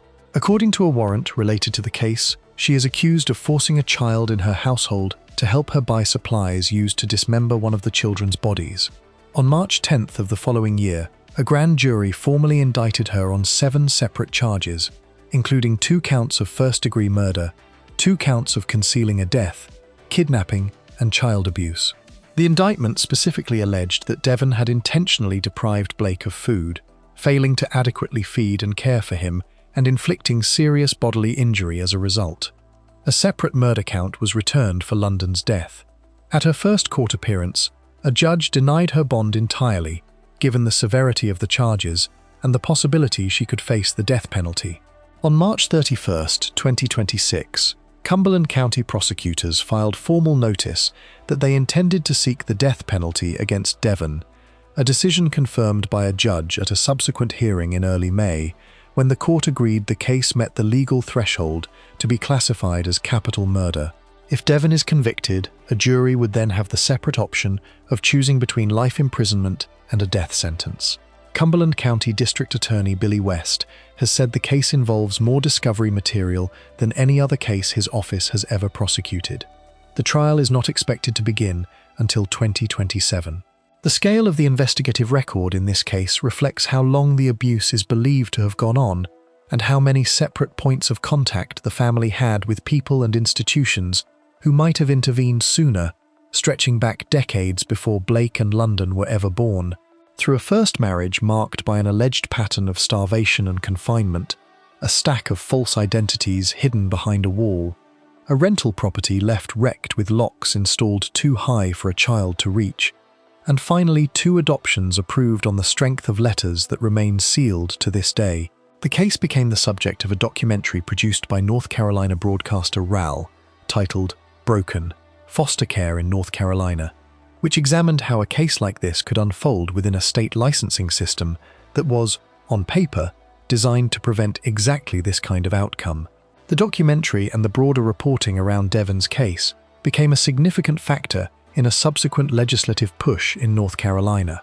In response to the growing public attention on the case, state lawmakers approved a bill establishing a new watchdog office specifically tasked with reviewing foster care cases and advocating on behalf of children currently in the state's system. Governor Josh Stein signed that bill into law in June 2024, not long after Devon's arrest became public. The case remains pending as of this recording, with Devon's trial expected in 2027, and much of the full record of what investigators found inside that house on Berrydale Drive still under seal. What is already part of the public record, the years-long gap between when the children were last seen and when anyone outside the family reported it, along with a lifetime of aliases, hidden identities, and warning signs that stretched back decades before either child was ever adopted, stands as one of the starkest illustrations in this list of how long a determined adult can keep the truth hidden inside a system built around trust in the very parents responsible for harming the children in their care. Before we move on, if you're enjoying this analysis, please consider subscribing. It helps the channel tremendously. The next case moves to San Antonio, Texas, where the guardians of a 10-year-old boy called police to report him unresponsive, only for investigators to find a home full of other children showing signs of abuse. Case 7. Jonathan and Christina Miranda. Michael Miranda was 10 years old, living in a home on the northeast side of San Antonio with his adoptive parents, Jonathan and Christina Miranda, and 5 other children. Both parents were from out of state, though Michael is believed to have been adopted in San Antonio itself. The family were active members of Grace Community Church, and according to statements Christina Miranda later gave to investigators, Michael had come into the family's care with a documented history of prior abuse, neglect, and alleged sexual abuse before his adoption. He had also been diagnosed with reactive attachment disorder, a condition that can develop in children who experienced significant early neglect or disrupted caregiving, and that can make forming stable attachments to new caregivers extremely difficult. Reactive attachment disorder is a recognized clinical diagnosis, and children who carry it often require specialized, trauma-informed parenting approaches rather than standard disciplinary methods, since conventional punishment can sometimes reinforce the very patterns of fear and mistrust the disorder grows out of. On the night of September 24, 2025, officers with the San Antonio Police Department responded to a call reporting an unresponsive child at the family's home in the 5600 block of Cielo Ranch on the city's northeast side. When officers arrived, they began life-saving measures on the boy before he was pronounced dead at the scene. At the time, the exact cause of death was not immediately confirmed. As the investigation continued, officers reported finding what they described as obvious signs of injury and bruising across the child's body, consistent with what investigators believed to be roughly a year of ongoing abuse. Officers say they also recovered video evidence connected to the abuse over the course of the investigation. According to the arrest affidavit later filed in the case, investigators determined that Michael had been confined to a laundry room inside the home for approximately 1 year, a space that had effectively become his primary living area rather than the bedroom a child in the household would ordinarily occupy. Forensic interviews conducted separately with the other children living in the household described a consistent pattern. They said Michael had been hit nearly every day, often specifically in response to episodes where he soiled himself, using paddles and other objects.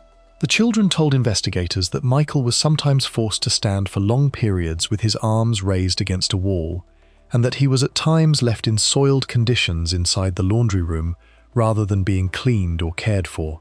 One detail from the affidavit drew particular attention once the case became public.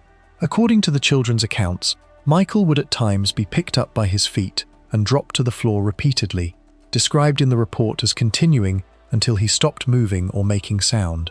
Investigators who searched the laundry room afterward found physical evidence consistent with the children's statements, including fecal staining on the floor, some of it on a pad typically intended for house-training pets, along with broken drywall suggesting physical violence had occurred there over an extended period rather than in a single isolated incident.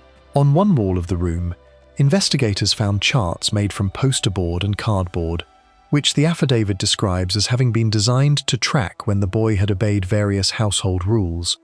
A detail that struck a former state child abuse investigator, who later reviewed the case as particularly chilling, since it suggested a level of ongoing, deliberate documentation rather than a single loss of control. When Michael was found the night he died, police described him as somewhat emaciated, dressed in a diaper, and covered in serious injuries, including broken ribs, a dislocated arm, and internal bleeding. The affidavit states directly that these injuries appeared to have been intentionally inflicted on a child who had already been weakened by an extended period of abuse, neglect, and physical assault. Language prosecutors used specifically to argue that what happened to Michael on the night he died was not an isolated act carried out in the heat of the moment, but the culmination of a much longer pattern that had already left him in a fragile physical state before the fatal injuries occurred. Jonathan and Christina Miranda were arrested on September 30th, 2025. Jonathan Miranda requested an attorney immediately and did not give a statement to police. Christina Miranda spoke briefly, describing Michael's adoption and background before also requesting legal counsel. During her brief statement, she told investigators that Michael's history before his adoption had reportedly included abuse, neglect, and alleged sexual abuse, framing this as context for the behavioral challenges the family said they had struggled with. Both were charged with capital murder of a person between the ages of 10 and 15, a charge specific to Texas law that applies to the killing of a child within that age range, and both were held on $1.5 million bail each.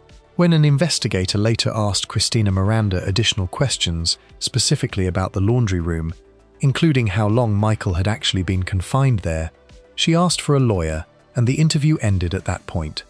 The couple's attorney, Joe Holscher, issued a public statement strongly disputing the allegations on their behalf.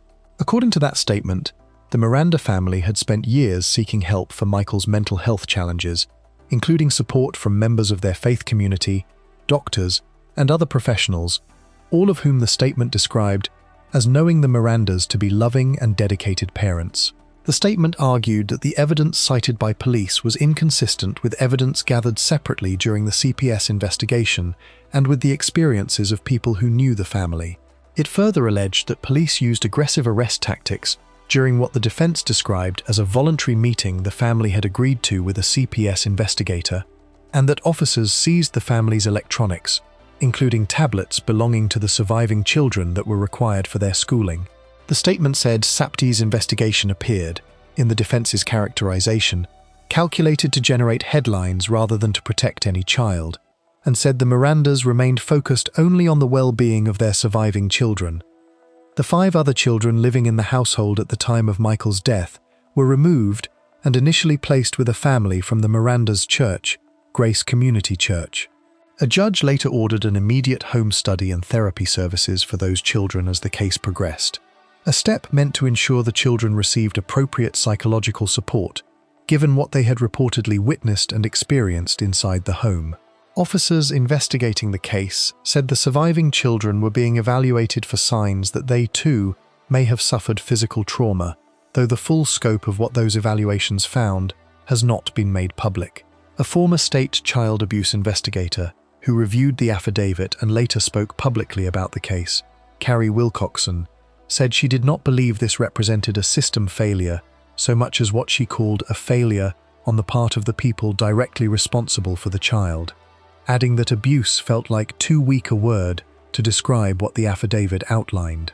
Wilcoxon, who now works as a child welfare consultant after years conducting these kinds of investigations herself, said the surviving children in the household would likely carry their own trauma from what they had witnessed for a long time afterward, and said she felt for them as much as she did for Michael himself. Texas law treats the capital murder charge Jonathan and Christina Miranda face as one of the most serious classifications available under the state's criminal code, reserved specifically for homicides involving particular categories of victims or circumstances, including the killing of a child under the age of 15. A conviction on that charge in Texas can carry a sentence of life without parole or, if prosecutors choose to pursue it and a jury agrees, the death penalty, though as of this recording it remains unclear whether the Bexar County District Attorney's Office intends to seek execution in this case specifically. As of this recording, the case remains in the pre-trial phase, and the surviving children remain outside the Miranda's custody as the legal process continues. No trial date had been set at the time this research was compiled, and cases of this complexity in Texas, involving capital charges, extensive digital evidence, and multiple child witnesses who will likely need to testify through specialized forensic interview protocols, often take a year or more to reach trial from the point of arrest. Whatever the eventual outcome, the documented history behind this case, a boy adopted specifically because of a difficult and traumatic past, given a clinical diagnosis that called for careful, specialized care, then allegedly confined and abused inside the one home meant to give him a better one, sits at the center of an ongoing legal fight over exactly what happened inside that laundry room over the course of a year, and over how a family that presented itself publicly as devoted churchgoers seeking help for a struggling child could, according to prosecutors, have been quietly documenting his punishments on a cardboard chart the entire time. Before we move on, if you're enjoying this analysis, please consider subscribing. It helps the channel tremendously. The next case moves to Blackpool, England, where a baby adopted at 10 months old survived less than 4 months in his new home. Case 8. Jamie Varley and John McGowan Fazakerley Preston Davey was born on June 16, 2022. Within days of his birth, he was taken into the care of Oldham Council in Greater Manchester under an emergency care order, and he spent the first 9 months of his life in foster care with Sandra and Paul Cooper, an experienced foster couple who had fostered 43 children over 27 years. Paul Cooper later described Preston as an absolute pleasure to look after, a boy whose smile lit up a room from the moment he woke up, saying he was so small and vulnerable that anyone caring for him could not help but love him almost immediately. Other people who saw Preston during this period, including hospital staff and police officers who would later be drawn into his case, described him separately as absolutely gorgeous, a baby who wore constant smiles. Preston's biological mother, Sarah Davey, now in her 40s, had her own deeply troubled history. When she was just 14 years old, in 1998, she had been jailed for what a judge at the time described as the unspeakably wicked murder of a frail elderly pensioner, and she had cycled in and out of prison in the decades since. In a victim impact statement given years later, Davey described the day Preston was taken from her as one of the worst days of her life, a detail that added a complicated layer of grief to a case built almost entirely around the cruelty of the people who took him in. Preston's case, given his mother's history, carried the kind of complexity that adoption panels are specifically trained to weigh carefully before placing a child permanently with new parents, since the state was, in effect, trying to give a boy born into extraordinary circumstances a stable and loving alternative. Sandra Cooper would later tell a jury that she had a gut feeling something was wrong before Preston was ever harmed, a feeling that first surfaced after he had spent roughly a month with his prospective new family. At first, she said, she had believed Jamie Varley and John McGowan Fazakerley would make ideal parents for Preston, and there was little on paper to suggest otherwise. Jamie Varley, a secondary school teacher who had risen to the position of head of year and had also been designated as a safeguarding lead with significant pastoral responsibilities at South Shore Academy in Blackpool, met John McGowan Fazakerley, a financial sales manager, in Manchester in 2018. The two became a couple and made the decision together to try to build a family through adoption. They were formally approved as prospective adopters in February 2022 and were later matched with Preston, who was 9 months old when he moved in with them. Neighbours who lived near the couple offered a small window into the private dynamics of their relationship, describing Varley as a self-confessed drama queen, while McGowan Fazakerley was seen by comparison as reserved and level-headed, the steadier presence between the two of them. Those same neighbors told police they would often hear Varley shouting at his partner from inside the home, a detail that, in isolation, suggested nothing more than ordinary relationship friction, but which took on a different weight once the full picture of what was happening to Preston eventually came out. Preston was gradually introduced to Varley and McGowan Fazakerley through a structured familiarization process managed by Adoption Now, the regional adoption agency responsible for local authorities covering Bolton, Bury, Oldham, Rochdale, and Tameside. An adoption panel formally approved placing Preston with the couple in March 2023, and on April 1, 2023, at 9 months old, Preston moved into their home, at that time in Grimsarg, Lancashire, before the family later relocated to Blackpool. Preston would live with them for less than 4 months. Amy Shepherdson, Preston's social worker with Oldham Borough Council, had been part of the team responsible for finding prospective adoptive parents for him and continued making home visits after the placement began. Over the following weeks, Preston was taken to the hospital on 3 separate occasions, all at Blackpool Victoria Hospital. Multiple visits by social services to the home during this period did not flag any concerns, in part because bruises and injuries observed on the child were repeatedly explained away to the medical professionals who examined him, and in part, according to the judge who later sentenced Varley, because Varley's own professional background as a teacher, combined with what the judge described as his charm and easy manner, did a great deal to reassure the social workers and health professionals who came into contact with the family that everything was fine when it clearly was not. The first hospital admission raised what Shepherdson described as a safeguarding concern, specifically because it involved a child in the care system, and police officers visited the ward as a result, though a medical explanation was offered at the time that appeared to resolve the concern. The pattern continued. At a second hospital visit on June 30, 2023, prompted by a rash, staff noticed bruising to Preston's head. Varley and McGowan Fazakerley told hospital staff the bruising had come from a toy box falling on the boy's head, and even produced a video appearing to show exactly that happening. Investigators later established that the video had actually been recorded 12 days earlier, meaning it could not have been the true cause of the bruising staff were looking at that day. A week later, on July 6, 2023, Preston was brought to the hospital again, this time with a fractured arm. Video footage recorded at the time, later shown to the jury, captured Varley attempting to explain away the fracture to hospital staff, offering an account that did not hold together under questioning. He went on to give differing and inconsistent explanations for how the fracture had occurred to hospital staff, social workers, and friends alike. Neither of these 2 hospital visits resulted in police being called, despite the escalating pattern and the shifting explanations Varley offered each time. On July 4th, a social worker who visited the home noted that Preston appeared pale and did not seem himself, though the seriousness of what was actually happening inside the household was not yet understood, and no formal action followed from that observation either. There is also a detail from the trial that, once it emerged, made clear just how far in advance the danger to Preston had been building inside Varley's own mind. Varley had taken a year off from teaching around this period, and during that time, he confessed to a colleague that he was experiencing what he described as dark thoughts, specifically about suffocating or drowning Preston. This confession, recounted at trial, meant that by the time Preston died, the specific method of his death had already been something Varley had spoken aloud to another adult as a private, disturbing fantasy, rather than something that emerged only in a single moment of panic or rage.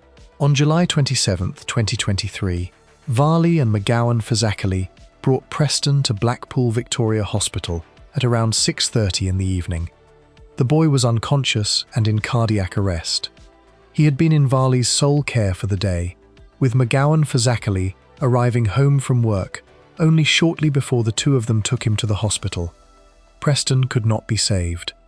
Varley initially told hospital staff and police that Preston had accidentally drowned, claiming he had left the boy unsupervised for a few minutes in his bath seat while he got changed, and returned to find him submerged. Medical staff who examined Preston found no water in his lungs, and his hair was completely dry, physical facts that immediately undercut the drowning account Varley had offered. In the hospital that evening, Varley gave what one senior doctor who treated Preston later described in court as a performance of a grieving parent, unlike anything she had seen before in her career, a detail that spoke to just how deliberately Varley was managing the impression he gave to the professionals around him, even in the immediate aftermath of the boy's death. A Home Office post-mortem told a story entirely different from any accidental drowning. A pathologist listed the cause of death as acute upper airways obstruction, caused either by smothering or by the insertion of an object or objects into the baby's mouth.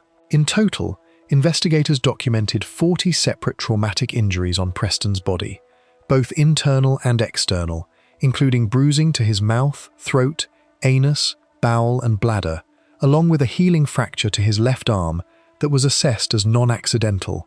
Some of these internal injuries were regarded by medical examiners as clinical evidence of forcible sexual penetration. During the trial, prosecutors presented phone evidence documenting instances of child cruelty, along with indecent images and videos of Preston that Varley had taken and stored on his own device, some of which he had also distributed to his co-accused. The evidence established that Preston had been primarily in Varley's care during the period the abuse occurred, while McGowan Fazakerley, who was found to have taken part in at least one sexual assault against Preston himself, was determined to have failed to protect the boy from the physical and psychological harm being inflicted on him. A role the lead detective on the case later summarized bluntly by saying McGowan Fazakerley had effectively seen no evil and heard no evil throughout the entire ordeal, despite living in the same home. Both men were tried at Preston Crown Court over the course of an 8-week trial. Varley was convicted of the murder of Preston Davey, along with 2 counts of assault by penetration, 5 counts of cruelty to a child, 1 count of grievous bodily harm, 1 count of sexual assault of a child, 13 counts of taking indecent photographs or videos of a child, 1 count of distributing an indecent photograph of a child to his co-accused, and 1 count of making an indecent photograph. McGowan Fazakerley was convicted of allowing the death of a child, 3 counts of child cruelty, and 1 count of sexual assault of a child. Sentencing Varley, Mr. Justice Turner told the courtroom directly that 13-month-old Preston had faced what he called unremitting abuse and neglect throughout his short time in Varley's care, and told Varley plainly that it was he who had done this, that he had murdered Preston. The judge described a whole-life order as a sentence of last resort reserved for cases of the most extreme gravity, and said this case met that threshold, telling Varley he must remain in prison for the rest of his life and would never be eligible for parole. The judge went further in explaining what he believed had driven Varley's escalating cruelty, stating that Varley had begun complaining to friends and work colleagues that he and McGowan Fazakerley were losing sleep because of Preston, and that this was having an impact on their relationship. The judge said he was certain that Varley's growing and selfish resentment toward Preston for disrupting his sleep and his relationship played at least some part in his motivation for treating the boy so badly in the weeks that followed.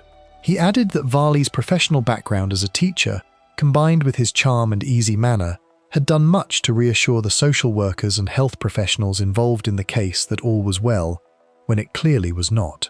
McGowan Fazakerley received a sentence of 25 years for sexual assault and for allowing the death of his adopted baby, meaning he must serve at least 2/3 of that term before any possibility of release. Detective Chief Inspector Andy Fallows, who led the murder investigation for Lancashire Police, described the case afterward as one that had truly shocked the nation. He called Varley an evil and monstrous individual who had sexually, physically, and mentally abused a vulnerable baby for his own sadistic pleasure, and said it was this abuse that ultimately led to Preston's death. He said he struggled to imagine the horror Preston must have endured in his short life, and added that McGowan Fazakerley had done nothing to help Preston, instead committing his own sexual assault against the boy. Fallows called the investigation one of the most challenging his force's major investigation team had ever undertaken, describing it as the most extreme example of sordid and wicked behavior by 2 completely remorseless human beings he had encountered in his career. He also made a point of saying that while the headlines following the verdict would understandably focus on Varley and McGowan Fazakerley and their crimes, he did not want Preston himself to be lost in that coverage. At sentencing, Preston's biological mother, Sarah Davey, his biological father, Gary Nolan, and his former foster parents, Sandra and Paul Cooper, all gave victim impact statements. Paul Cooper told the court that handing Preston over to Varley and McGowan Fazakerley had been extremely difficult, even before anyone knew what would follow, adding that at the time, he and his wife believed it was the best thing for Preston and that he was going to a loving family, and that what happened afterward was something he still could not bear to think about. In the professional world Varley had inhabited before his arrest, the fallout was its own separate story. Varley had been suspended from his teaching position at South Shore Academy immediately following his arrest in July 2023, and he remained on full pay throughout the investigation and trial, a period during which the school itself changed hands, coming under the operation of Sidari Multi-Academy Trust. He was not formally dismissed from his position until August 2025, more than 2 years after his arrest. Following his conviction, the Trust's Chief Operating Officer, Matt McIver, issued a statement expressing that the organization's thoughts remained with Preston's family and everyone affected by what he called a profoundly distressing case, while clarifying that the charges against Varley related to a period in 2023, before the school had come under the Trust's management, and confirming that Varley had been suspended by the school's previous leadership at the time of his arrest and remained suspended throughout the transition until his eventual dismissal. The aftermath of the case extended well beyond the criminal convictions and the fallout at Varley's former school. England's Chief Child Protection Advisor, Josh McAllister, announced he was sending independent experts to scrutinise the work of every agency connected to Preston's short life. Oldham Council, which had responsibility for him throughout, Adoption Now, the regional adoption agency that had approved and placed him, and Blackpool Teaching Hospital's NHS Foundation Trust, whose hospital had seen Preston 3 times in the weeks before his death, without any of those visits resulting in safeguarding action or a call to police. This intervention came in addition to a separate local child safeguarding practice review into Preston's death that had already been commissioned by the Oldham Safeguarding Children Partnership. A government spokesperson described the case as a sickening example of evil abusers exploiting a vulnerable child, and said the public was right to demand answers about what had gone wrong, promising that anyone found responsible for negligence in the case would face consequences. In an interview with the BBC, McAllister acknowledged that no system designed to screen adoptive parents could ever be made completely flawless, and that dangerous, predatory people seeking access to vulnerable children can sometimes navigate even the most careful processes, checks, and professional expertise. He noted that social workers can work to minimize the risks inherent in adoption, but cannot eliminate them entirely. The case also became entangled in a separate and uglier public debate, since Varley and McGowan Fazakerley were a same-sex couple, and some online commentary in the aftermath attempted to draw a connection between their sexual orientation and what they had done to Preston. McAllister directly rejected this framing, noting that according to national data, roughly 20% of children adopted in England during the 2023 to 2024 period were adopted by same-sex couples, and said that voluntary adoption agencies rejected in the strongest possible terms any attempt to link this specific safeguarding tragedy to the sexuality of the people involved. He argued that individual cases, however serious and distressing, should never be used to draw generalized conclusions about entire communities of people. Jane Poore, an adoption consultant at the professional body Coram Baff, echoed this point, saying that all adoptive parents in England undergo a thorough, detailed, and comprehensive assessment process, and that the system exists specifically to give some of the country's most vulnerable children a safe and loving family when they cannot remain with their birth families, adding that thousands of adoptive families care for and love their children unconditionally, often through significant challenges, and that this case should not be allowed to overshadow that broader reality. The case has since prompted renewed scrutiny in England of how adoption panels assess prospective parents, and of how seriously repeated hospital visits involving a child already known to social services are treated by hospital staff who are required, but not always able in practice, to loop in child protection teams and police at the earliest sign of a pattern that in Preston's case included 3 separate hospital visits, at least 2 clearly documented instances of the adults in his life offering explanations that did not match the evidence in front of medical staff, a colleague's knowledge of dark private thoughts Varley had shared months before Preston's death, and a social worker's own observation that something about the boy seemed wrong, just days before it was too late to matter. Before we move on, if you're enjoying this analysis, please consider subscribing. It helps the channel tremendously. The next case moves to McDonough, Georgia, where a 2-year-old foster child died on her foster mother's birthday, and where the explanation offered to police did not match what an autopsy would later reveal. Case 9. Jennifer and Joseph Rosenbaum. Layla Daniel was 2 years old, and her older sister Millie Place was 4, when the two girls were placed as foster children with Jennifer and Joseph Rosenbaum in McDonough, Georgia, a suburb southeast of Atlanta in Henry County. The girls had been placed with the Rosenbaums roughly 4 months before Layla's death. Jennifer Rosenbaum had an unusual background for a foster parent facing a future murder charge. She was a former law student who had once interned in the Henry County District Attorney's Office, the same office that would later have to recuse itself from prosecuting her, since she had worked there directly. Joseph Rosenbaum had previously worked as a correctional officer.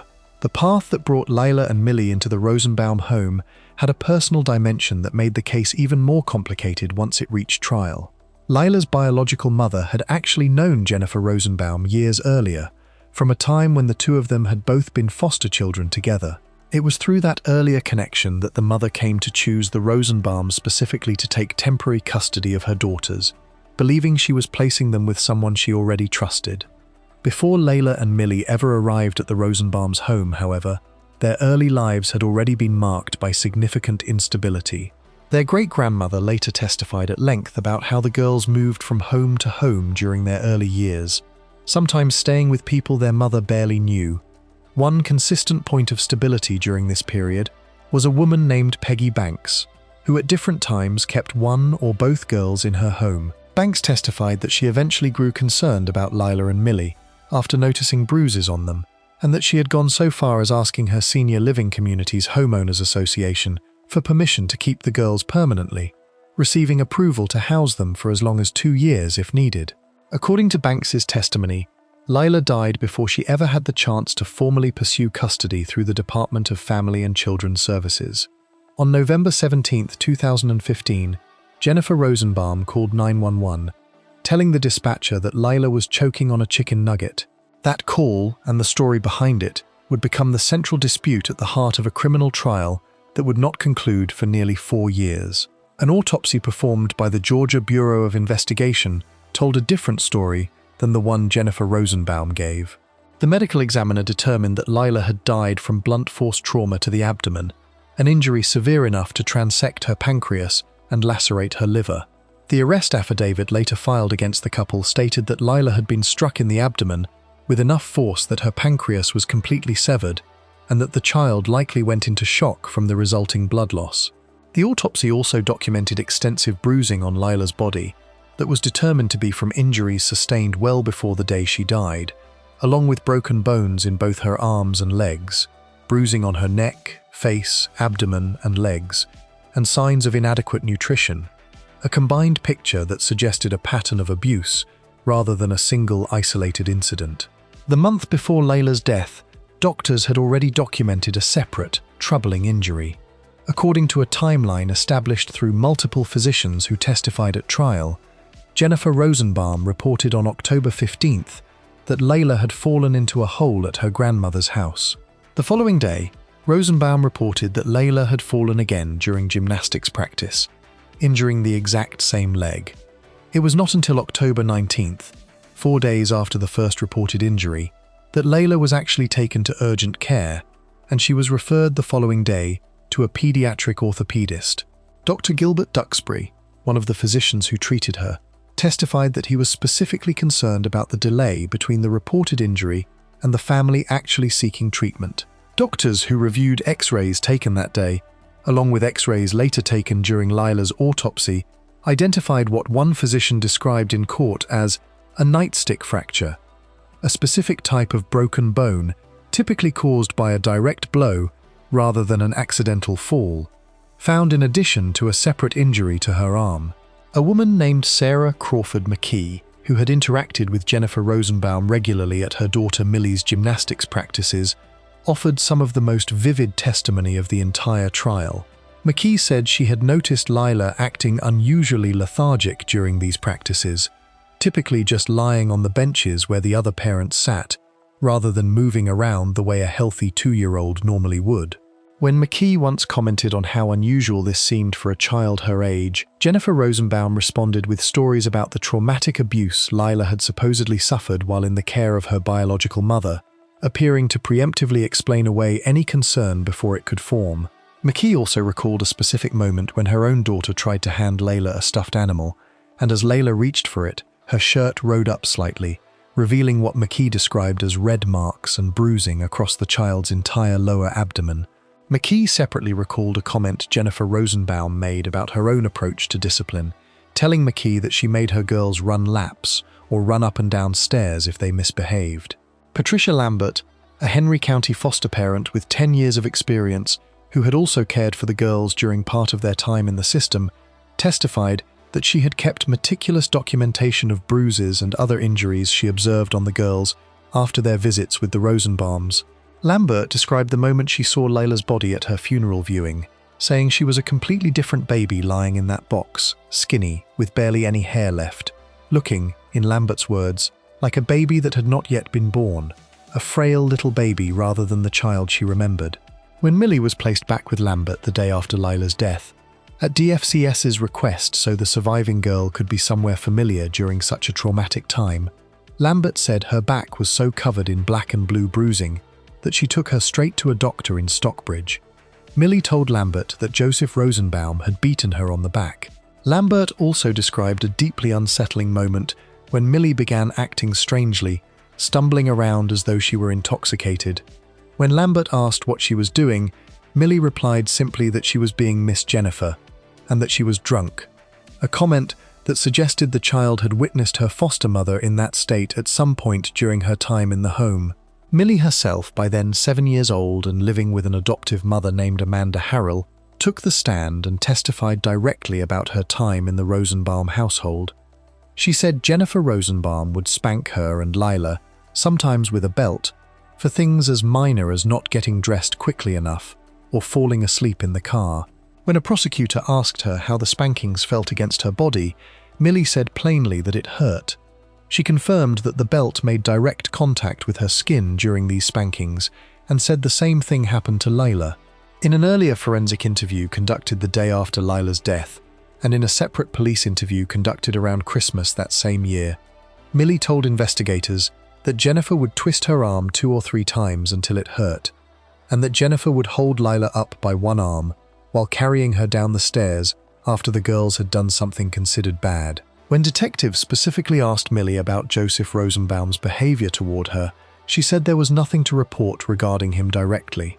A 16-year-old named Kaya Lambert, Patricia Lambert's daughter, who had lived alongside Millie during a second stay in the Lambert household, testified that Millie would occasionally talk about life inside the Rosenbaum home. Kaya recalled one detail Millie mentioned repeatedly, how Miss Jennifer had dragged Layla down the stairs. A woman named Naxtasha Colbert, whose mother, Larita Brown, had also fostered the girls at another point, testified that she had tried teaching Layla some basic sign language for simple words like more, milk, cookie, eat, hungry, and thank you, but said Layla had not really been able to grasp the signs, a small but telling detail about the girl's developmental state before her death. The trial also exposed significant failures on the part of Georgia's Division of Family and Children's Services in handling the girls' placement, a focus that occupied an entire day of proceedings. Tamara Smith, a former DFC's employee who had supervised the caseworker assigned to Layla's case, testified that the caseworker responsible for conducting home visits, a young and relatively inexperienced worker named Samantha White, had never informed her that Layla had suffered a broken bone, a gap in reporting that concerned Smith deeply once she learned of it. Smith herself was later terminated from DFC's in connection with her handling of Layla's case, and at the time of her testimony, she was a named defendant in a separate civil lawsuit related to Layla's death. Chinese Odiko, an adoptions case manager with over 11 years of experience at Henry County DFCS, whose job included approving homes for foster placement, testified that she had never personally approved the Rosenbaums as foster parents in 2015, and said she did not know how the couple had ultimately ended up with custody of the girls. Odiko added that the Rosenbaums had never completed a 12-week pre-service training course required of prospective foster parents known as the Impact Course, meaning the family had bypassed a standard piece of the vetting process altogether. The trial, held in Henry County Superior Court, lasted nearly a month and involved dozens of witnesses. Prosecutor Dasha Young told jurors during opening statements that since 2015, the Rosenbaums had been putting on a facade, but that over the course of the trial, they would be exposed as the liars, abusers, and murderers she believed them to be. Defense attorney Corinne Mull countered in her own opening statement that Lila's transected pancreas had occurred on the day of her death, when Jennifer, in a state of haste and panic, had accidentally caused the fatal injury while trying to dislodge a piece of chicken from the toddler's throat. Mull argued that many of the other injuries prosecutors pointed to had either occurred during ordinary childhood play, including at gymnastics practice, or had happened before the girls ever came into the Rosenbaum's care. Mull went further, suggesting that Henry County authorities had misrepresented the evidence against her clients, in part because Jennifer Rosenbaum had been an outspoken critic of the county's police department and local government, implying a degree of institutional retaliation behind the prosecution itself. Mull also pointed to the fact that the Rosenbaums had documented their lives with Lila and Millie through ordinary family photographs, arguing that this was not the behavior of people who saw the girls as anything other than their own children, telling the jury simply that tragedy had struck. First responders who arrived at the scene testified early in the trial that they did not recall any obstruction in Lila's airway and did not remember seeing any food near her body, testimony that directly undercut the choking explanation the Rosenbaums had given. Numerous witnesses throughout the trial, ranging from other foster caregivers who had briefly cared for the girls to medical personnel who examined Layla at different points, independently noted bruising on her body. Emanuela Arno Carr, a DFC's worker who was present with Jennifer Rosenbaum at the hospital after she learned Lila had died, testified that Jennifer initially appeared calm and unable to cry, seeming to be in a state of shock, while Joseph Rosenbaum, arriving home from work shortly afterward, appeared visibly distraught and was crying. The defense called its own witnesses in an attempt to rebut the prosecution's case, including members of the Rosenbaum family and a therapist who had treated Millie, who testified that some of the girls' memories from that period may have become embellished over time. A defense expert, Dr. Chris Sperry, a former Georgia Bureau of Investigation medical examiner, testified that in his professional opinion, all of Layla's injuries were consistent with having occurred during what he described as a very panicked, frenzied attempt to dislodge the chicken and save her life. The prosecution's own medical expert firmly disagreed. Dr. Laura Darasaw, the medical examiner with the Georgia Bureau of Investigation who performed Lila's autopsy, testified that she had certified the manner of Lila's death as homicide, and separately told the court that Lila's injuries reflected what she described as significant blunt impact trauma, not the kind of injury one would expect from an improperly performed rescue attempt. The Rosenbaums faced a combined indictment of 49 separate counts, covering both the murder of Lila and separate charges of abuse connected to injuries documented on her sister, Millie.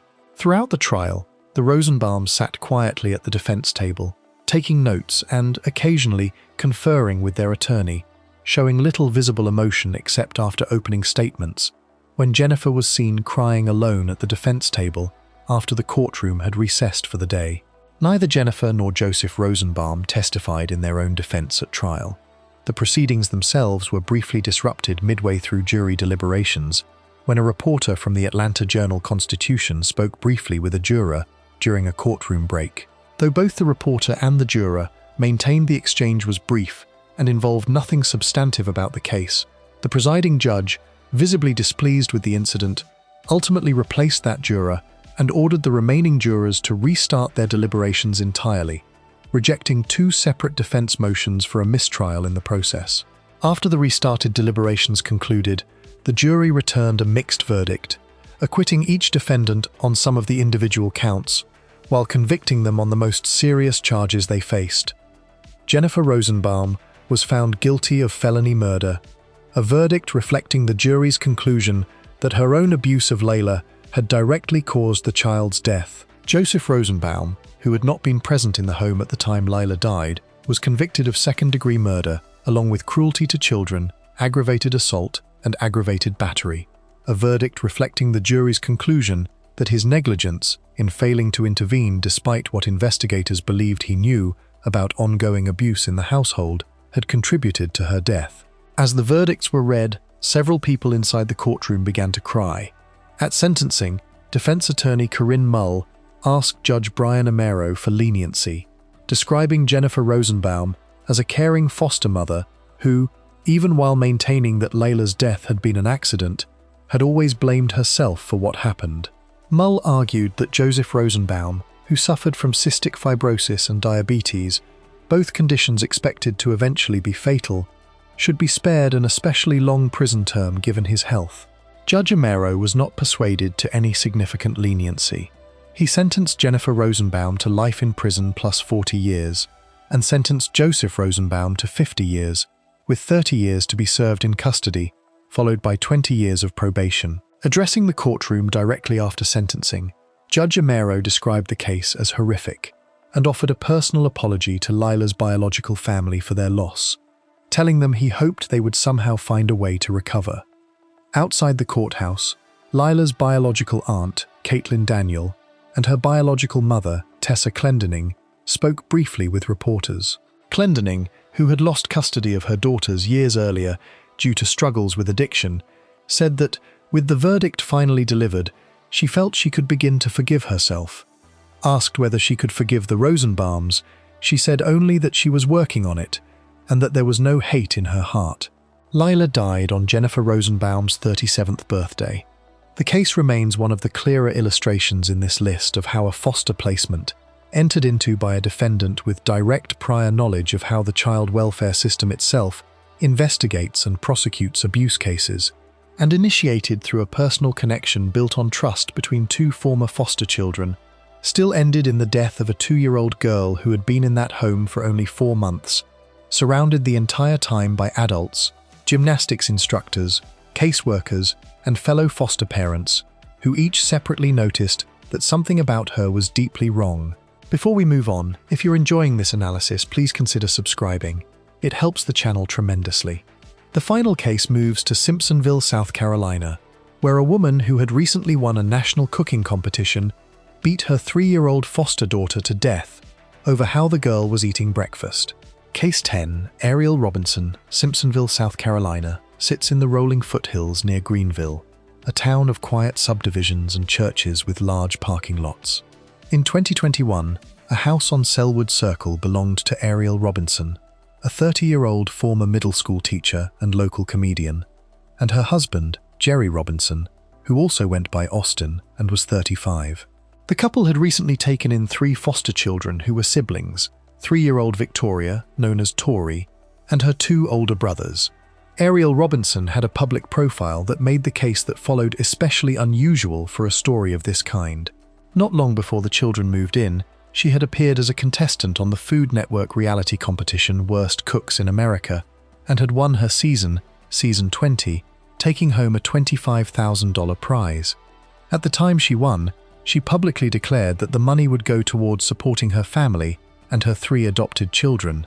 According to testimony her husband later gave in court, the 2 of them had wanted to grow their family through adoption, and Tori and her brothers moved into the home roughly 2 weeks after Ariel returned from filming the show. According to Jerry Robinson's testimony, his wife disciplined Tori using belts or a wooden paddle, and the trigger for these punishments was consistently tied to the little girl's eating habits. He testified that he sometimes tried to intervene in small ways, at one point saying he would take a piece of Tori's food away himself, simply to try to help her avoid drawing his wife's anger, a small, quiet form of intervention that stopped well short of ever confronting his wife directly about what was happening.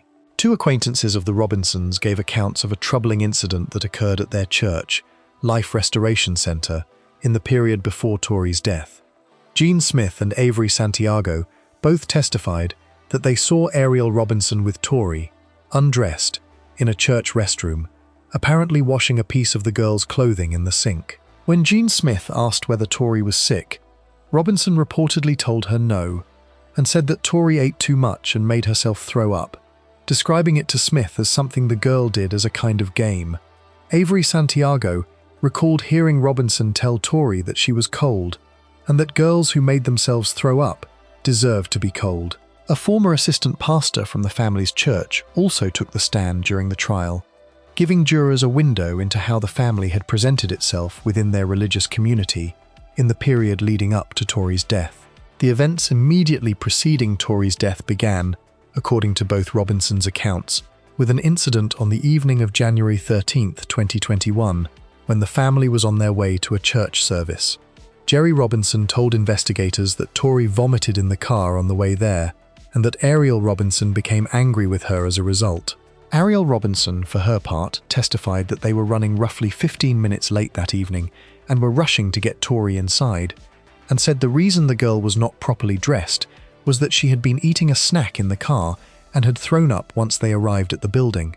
Family members of Tori's who learned of this account after her death did not find it convincing, with one relative later telling reporters that Ariel could easily have simply wrapped the child in a coat rather than pulling her through the door undressed. The following morning, January 14, 2021, police in Simpsonville received a call reporting an unresponsive child at the Robinson home. First responders who arrived initially believed they might be dealing with a drowning incident, based on how the call had come in.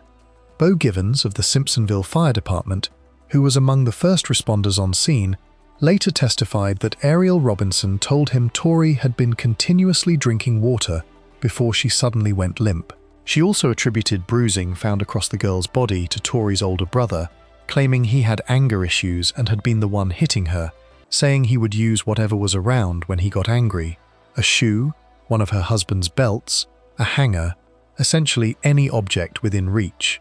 Givens and the other first responders who worked to revive Tori that morning found bruises covering nearly her entire body. Tori was transported to the hospital, where she later died from internal bleeding. Officers who responded to the scene wore body cameras, and footage from that morning was later shown to the jury during the trial. In that footage, Ariel Robinson could be seen and heard blaming Tori herself and, in part, her own attempt at performing CPR incorrectly for at least some of the injuries visible on the little girl's body, while continuing to point toward the older brother as the source of the rest of the bruising.